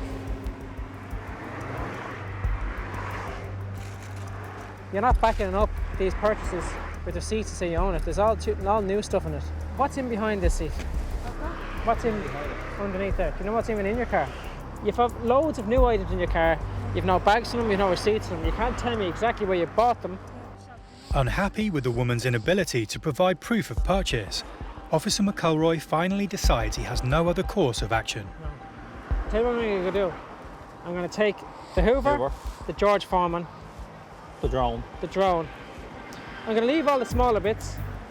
I'm going Take the kettle. to take the shoes out of River Island, and you're going to prove to me that you purchased them. Can you do that for me? And if you prove that you purchased all them, I'll give them back to you straight away. If the woman can't prove she purchased the items seized, she's looking at a date in court and possible jail time as a repeat offender. Particularly if Officer McElroy turns up evidence the items are stolen.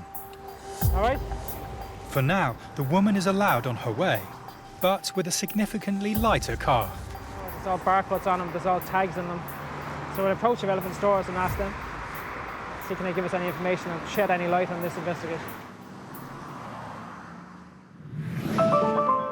Back at Dublin Airport, Detective Garda Ray Flannery is processing passengers at the non-EU desk.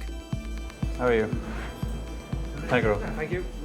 He needs to see a passport and potentially a visa and paperwork before he lets any passenger into the country. The maximum we allow any non-EU national to stay here is 90 days. If they have a reason to extend past that, and a valid reason, they will then go to the local immigration officer and look for permission to extend past 90 days. Now, why are you here? I live here. Are you living here? Yeah. Do you have a GNIB card? Yeah. The GNIB card, which was recently replaced by the Irish resident permit, allows non-EU citizens to stay and work in Ireland beyond 90 days. What do you do here? Are you working here? Yeah, I'm working. Where? DP delivery.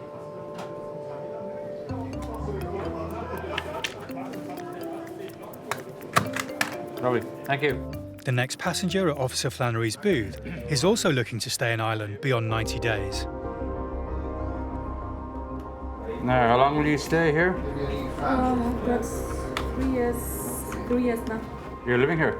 Yeah. GNIB card. The woman struggles to find her immigration card to prove she should be allowed back into the country. And when she does, there's an issue.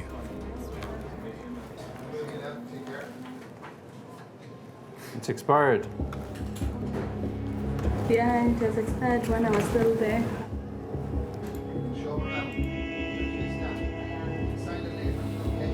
I have to change it, and again I have to change my surname because I'm married here. You got married when? 2 weeks ago. But my husband flew back. He flew back. Yeah, he flew back. Why? Is he not living here? Is he not living here? He is. He is actually that side. He's waiting for us. Oh, he flew back here? Yeah, he flew back here. Because I had some things to sort out before I leave. Her conditions had expired. She had left here before re-registering, but while she was away back in her home country, she had remarried. And who's Moses? Moses is my ex-husband. Ex-husband? Yeah. So she's now coming in to re-register. She's a child here as well with her. So she was given 90 days to go back and re-register. People re-register every single year, so we know exactly what people are doing. The system has to be updated constantly. Happy her story checks out, Officer Flannery allows the woman entry. Now, you must go and re-register within 3 months. You need to bring your new marriage cert and all your details again back to the office in City Centre. Okay, Where you're right, yeah, Berkeley, yeah. Will you hold on to this card because it's expired, okay? You're holding it? Yeah, once it's expired, we hold on to it. Okay. So what if maybe I'm gonna need it? You won't, it's expired, so it's no good. Okay. So you can tell them in Berkeley that it's been retained here, Okay. if they ask. It will cost the woman €300 to re-register, but she'll then be allowed to stay in Ireland for another 12 months.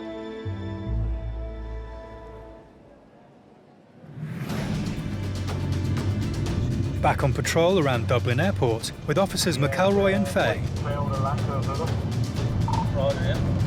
They don't get far before they're called into action. Just a warning for suspicious vehicle. Hitting the blues and twos, the officers race to the nearby location of the suspicious vehicle.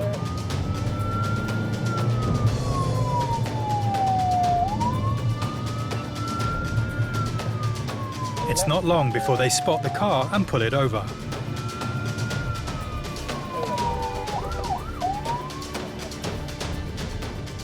Officer Fay now needs to find out if everything is above board with this vehicle and its driver. I'm just having a gander at the car. Just having a look to see. And it's your brother's vehicle, is it? Do you have the insurance cert with you, or just the documentation this, man? No, but I just produced it last Oh, did you? Yeah. All right, if you produce it, well then I won't make another producer off you, like, you know what I mean? Yeah, has it. In fairness. Obviously it would be. Yeah. This is your current address, is it? Yeah. So, all right, nice. Although the man doesn't have the car's insurance certificate on him, he claims to have recently shown police the original copy. Royal Control, we just see if there's any recent DLIPs there, please. Having confirmed the man is telling the truth, Officer Fay returns to the car. Yeah, you produced there on the 4th of July, you did. And nice, yeah. You don't have anything in the car, you shouldn't have in the car, do you? Yeah. I'm asking if you mind me searching? No, I've been at home. My father's in fucking hospital. Your father's in hospital. Yeah. Look, I do appreciate what's called the fact. It may be suspicious, but because the driver's documents are all in order and he's given no indication of committing a crime, he's entitled to refuse Officer Fay's request. If you're in difficulty wherever else, that's fair enough. I says I fully appreciate it. I says I'll mark it down on the system that that it's flagging up for whatever reason, all right? The officers allow the vehicle to go, but next time this driver might not be so lucky. In Granard, County Longford, road safety investigator Jim Fleming, working with the police, has set up a checkpoint on a main road running to the border with Northern Ireland. With Ireland exporting around €340 million worth of forestry products every year, cross-border wood trucking is big business. How are you getting on? Today, Jim and his team are doing spot checks to make sure these trucks and their drivers are following safety and security regulations. Do you mind having a look at your tacho, please? The tachograph will tell Jim details of how fast, how far, and how long the vehicle has been driven. While the data downloads, he takes a look at the driver's card, which keeps a record of the specific driver's data. A commercial driver is allowed to do a maximum of 90 hours in any 2-week period, and a maximum of 10 hours in any 1 day. Drivers face a fine of €5,000 for breaking the rules. The data on the card makes for shocking viewing for Jim. The driver card in this case is showing that back at the beginning of May, he was working for a period of 102 hours. Obviously, you can't be working for 4 days. If you were to be working for 102 hours and 7 minutes without a break, that would be quite serious. But in this case, it's just the card is in the machine and the machine thinks he's working. It's clearly not correct. You were off there last week, were you? Or from the first. Your tacho was out of work for 4 days.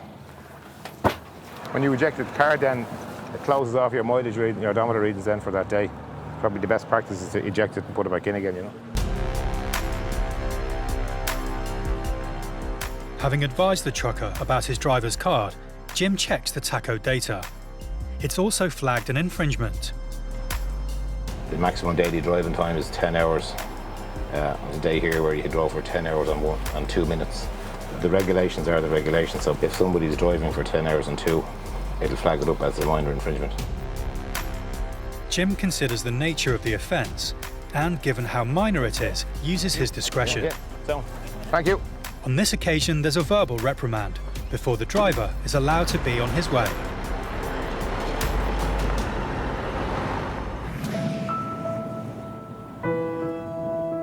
There are approximately 350,000 goods vehicles on the road in Ireland, travelling between borders and from coastal ports to airports. Yeah, that's fine. Road Safety Authority Vehicle Inspector Tommy Wright is conducting roadside checks on HGVs, using the roads leading north to the border. The Road Safety Authority have developed a simple vehicle walk-around checklist to assist drivers in carrying out inspections of their own vehicles.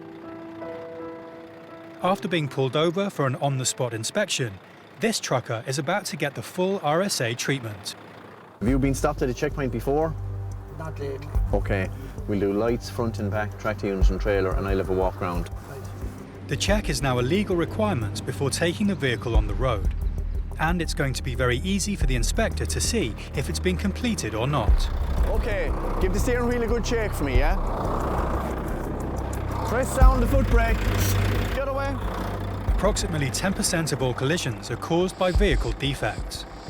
So it's important for the safety of everyone using Ireland's roads that the vehicles are maintained properly and that the drivers themselves know what issues to look out for.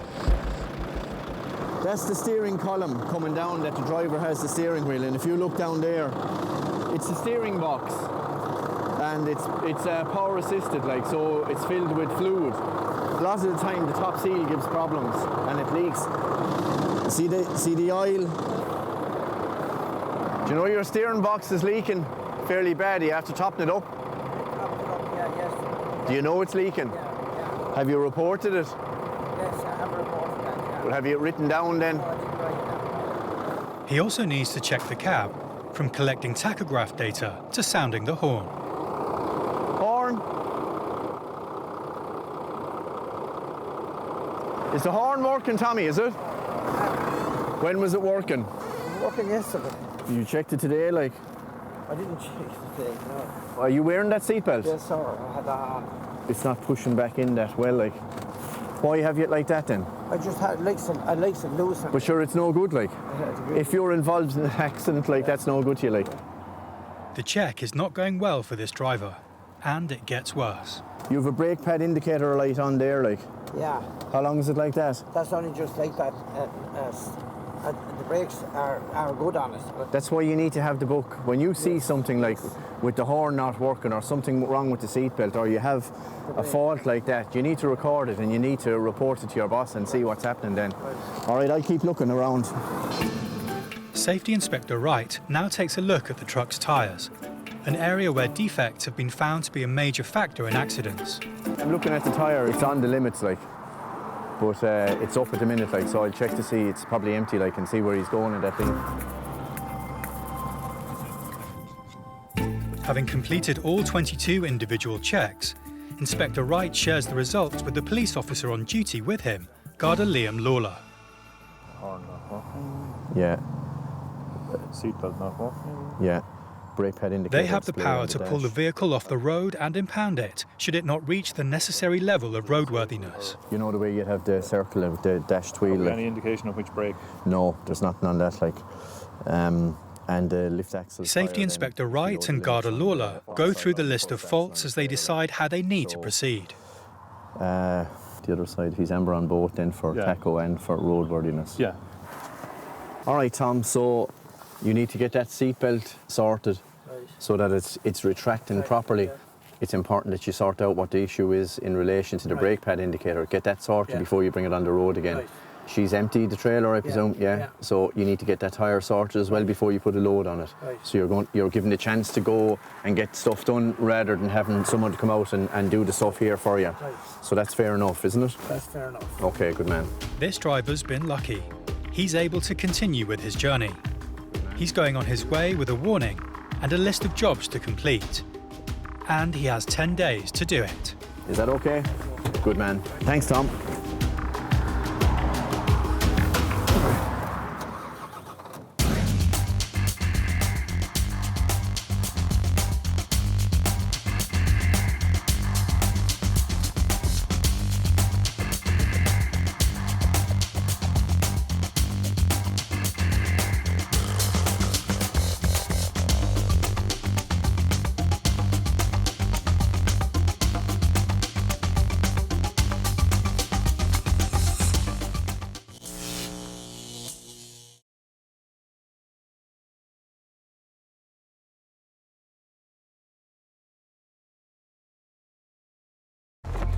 In the world today, protecting a country's borders is vital. It is seen as a gateway to the UK. These are the men and women in uniform responsible for safeguarding Ireland's borders. Stopping. Look at me, behind the yellow line. Searching. Have you been stopped at a checkpoint before? You just listen to me. And seizing. Drugs, arms and illegal goods. If anyone tries to harm me, that dog will tear them to shreds. Saving lives. I'd say about 200 kilometres per hour. And protecting Ireland's inhabitants and millions of visiting tourists. You could have been here 100 times. It doesn't mean that you're guaranteed to get in the 101st time. They police the ports. But you have to make sure that definitely nobody underneath the vehicle. The airports. Why did you tell me you weren't working? And the roads. These are very badly damaged straps. If you can't drive the truck, shouldn't be on the road. These are the border interceptors.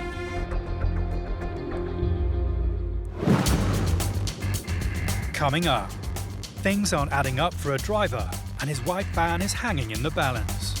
What way do you pay your insurance? An American traveller becomes separated from his family and his passport. Is your wife still on the plane? Is she coming out? No? And trucks crossing the borders are about to have a spanner thrown in the works. I'm going to double check that now, but it's coming up as being expired since August 15.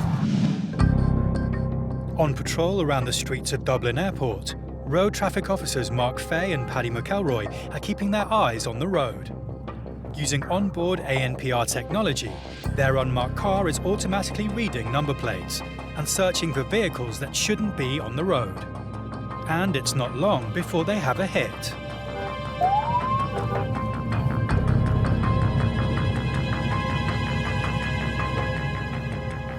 Officer Fay goes to find out why. Right, who owns the van? What's your own name? Carl, do you have your driving licence on you there, please? How long do you own the van? While the driver talks to Officer Fay, Officer McElroy radios for a vehicle check to verify the information the driver has given is correct. Roger, stand by them. Have you been stopped at any time recently with the vehicle, have you?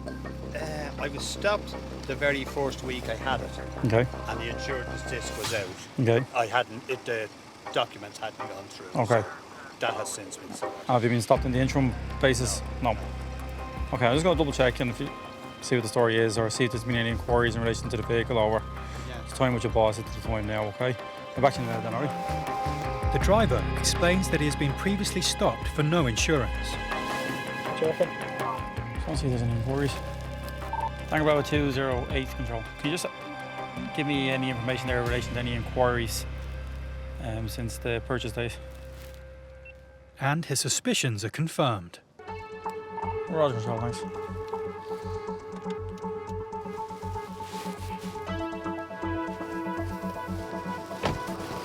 What way do you pay your insurance? On direct debit. And do you miss any payments with that? So you always ensure there's the money in. But why don't you do the 3-month period then for the tax? It's €94, like, you know what I mean?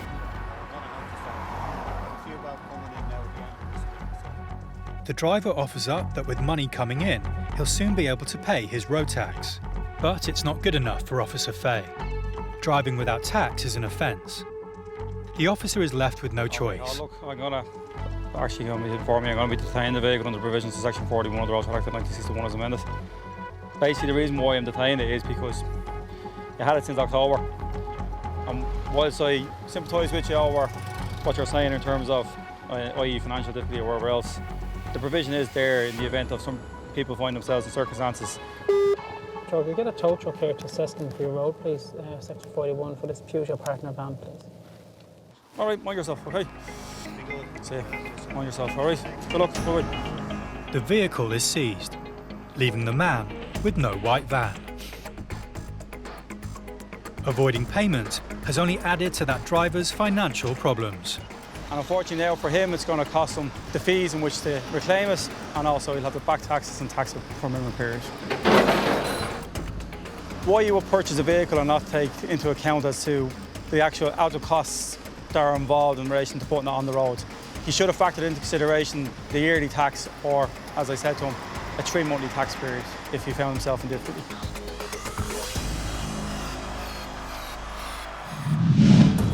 Being the most westerly of all European airports, Shannon has become a major destination for connecting transatlantic flights. With over 1.7 million passengers a year using the airport, it's vital that Border Control are able to monitor everyone coming and going through its channels.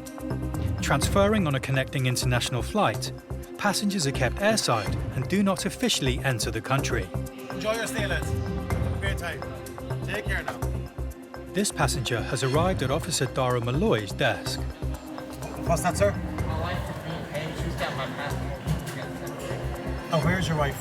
She is somewhere at the airport. I thought she went ahead of me, but she might have gone And, but is your wife still on the plane? Is she coming out? No?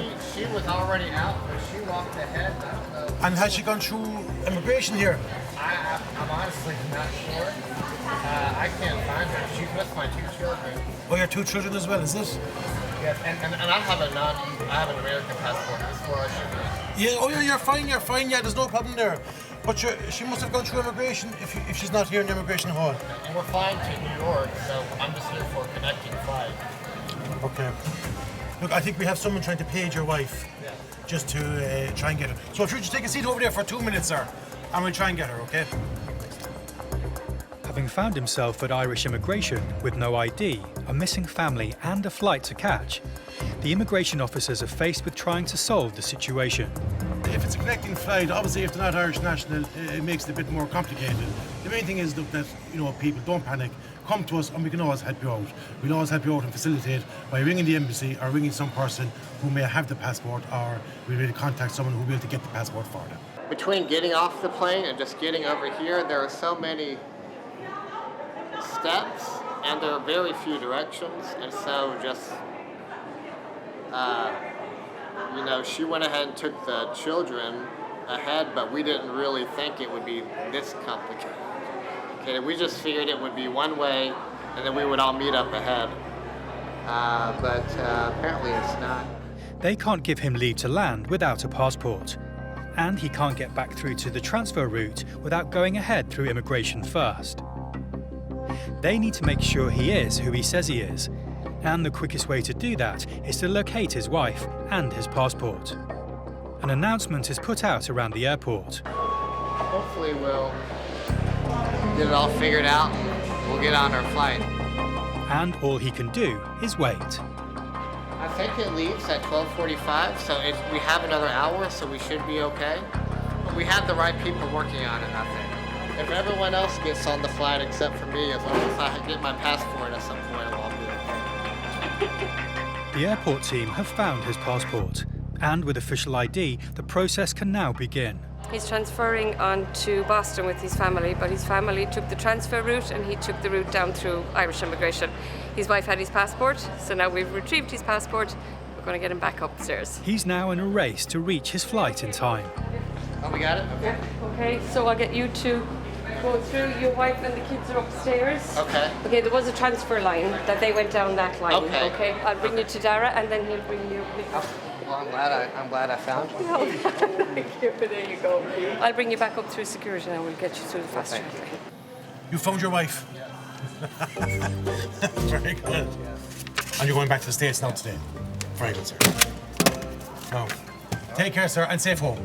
Take care, sir. Bye now. Once through immigration, the passenger is escorted through the airport and security to be reunited with his family in time to catch their ongoing flight.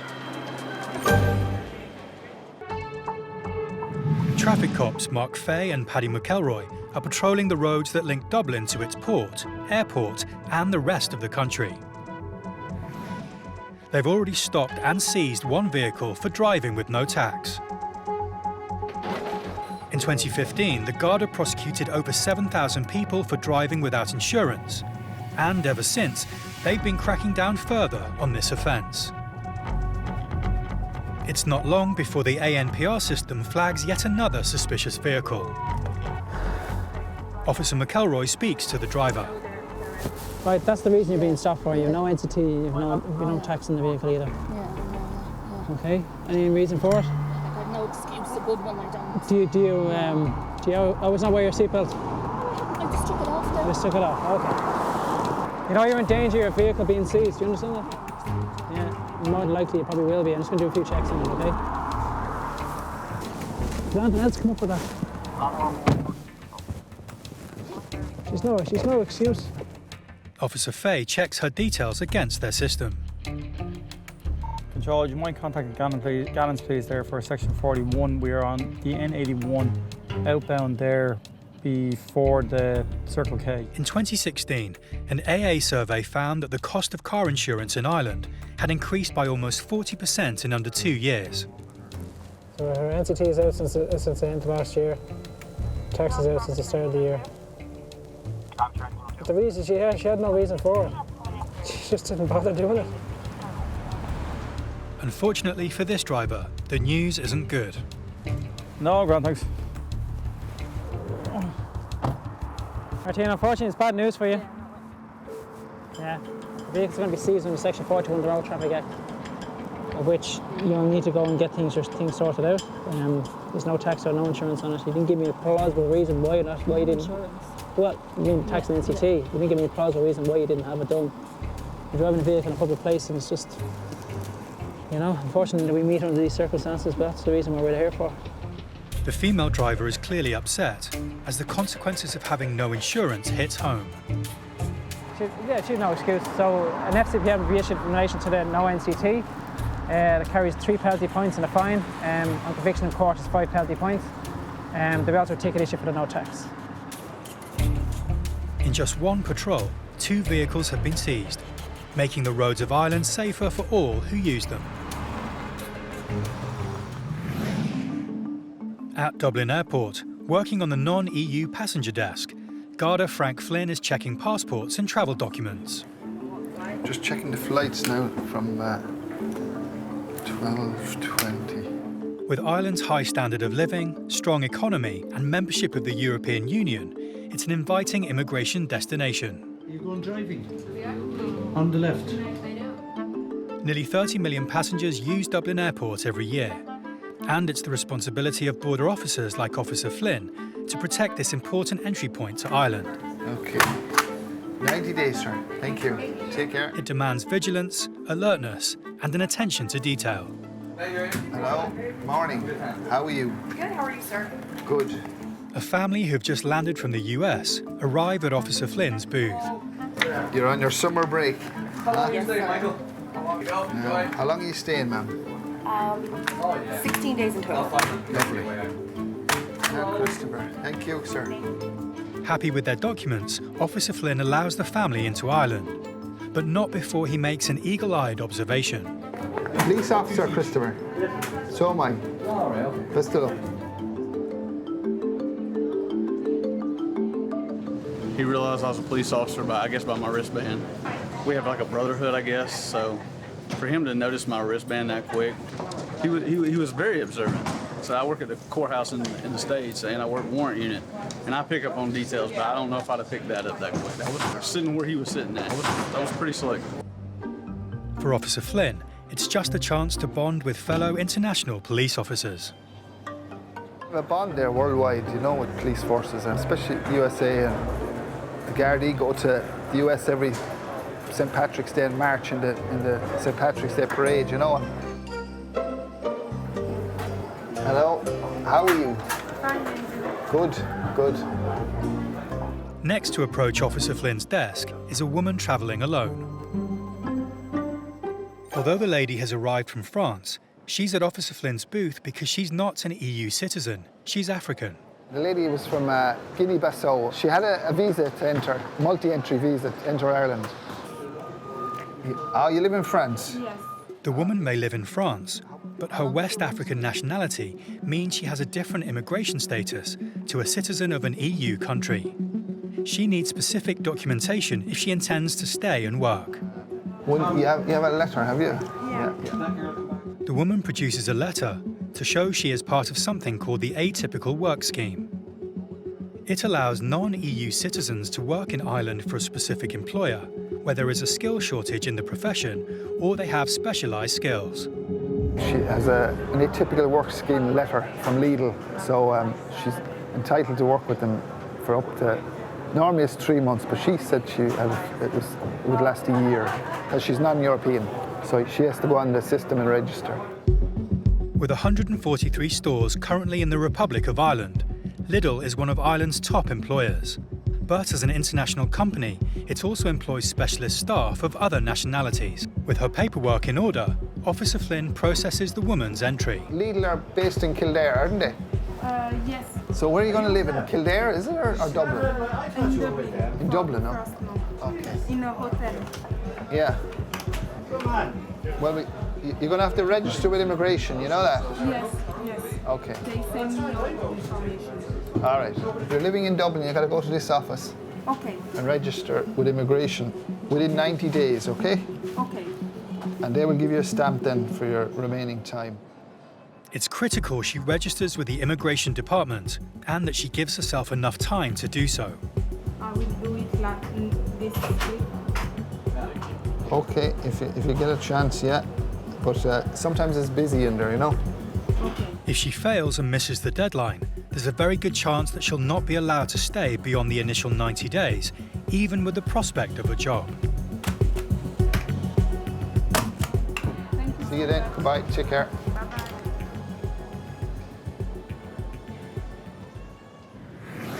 In County Donegal, Vehicle Inspector Des Hughes is carrying out safety inspections on trucks at a checkpoint set up by the police. On the border with Northern Ireland, County Donegal is a vital entry and exit point for haulage. Where we are today is pretty close to the border, so we'll get lots of cross-border traffic. Some vehicles from Northern Ireland registered and Southern registered. It's not long before they pull over the first truck of the day. How are you doing? Vehicle Inspector Hughes immediately begins his inspection, checking every aspect of the truck and its trailer. They're all reading about 60 to 70 degrees, which tells me these brakes are working. Both the truck and its trailer are in good working order. But when he checks the safety certification for the vehicle's trailer, there's an issue. I'm going to double check that now, but it's coming up as being expired since August 15. August? Trailers, like every other vehicle on Ireland's roads, have to have a valid certificate of roadworthiness, and this one doesn't appear to have one. Vehicle Inspector Hughes fills in paperwork. The driver's phoned his boss. He claims the trailer is certificated, but in Northern Ireland.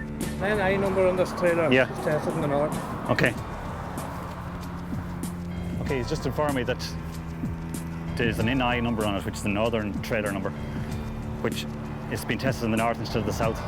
Unfortunately, for Vehicle Inspector Hughes, he can't confirm that the test happened. I can check a vehicle as in a truck from the north on my phone for MOT, which is their test, and tax, road tax, but I can't check a trailer. Instead, he'll need to rely on the owner sending him evidence the trailer is certified. Will you just get him to email it on to me anyway? I'll have it on the form, right? Just a copy of the test, yeah? Having done a thorough check of the vehicle, he knows it's in good working order. So he's happy to let the truck carry on its journey. It's not long before they pull in another truck, and he's faced with a similar problem. Is the truck tested? That certainly is. It's tested north. Have you any paperwork there, no? I don't have any paperwork for this truck. Can I step in the far side for a second? Yeah, of course, as long as them feet's clean. Vehicle Inspector Hughes carries out a full inspection of the truck and trailer. We're then with a few miles of the border here, so, you know, people are juggling each side of the border and in their daily work. Some businesses have addresses both sides of the border. Makes it more difficult to get the full story on them and get the full picture of us not testing what is tested and testing it in the south, then testing it in the north. So it's a full-time job. Happy that they're both roadworthy, he allows the truck to go. But he'll need to be sent the required paperwork.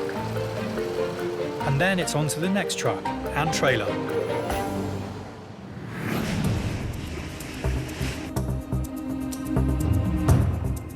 Dublin Port has become a regular stop for cruise ships from around the world.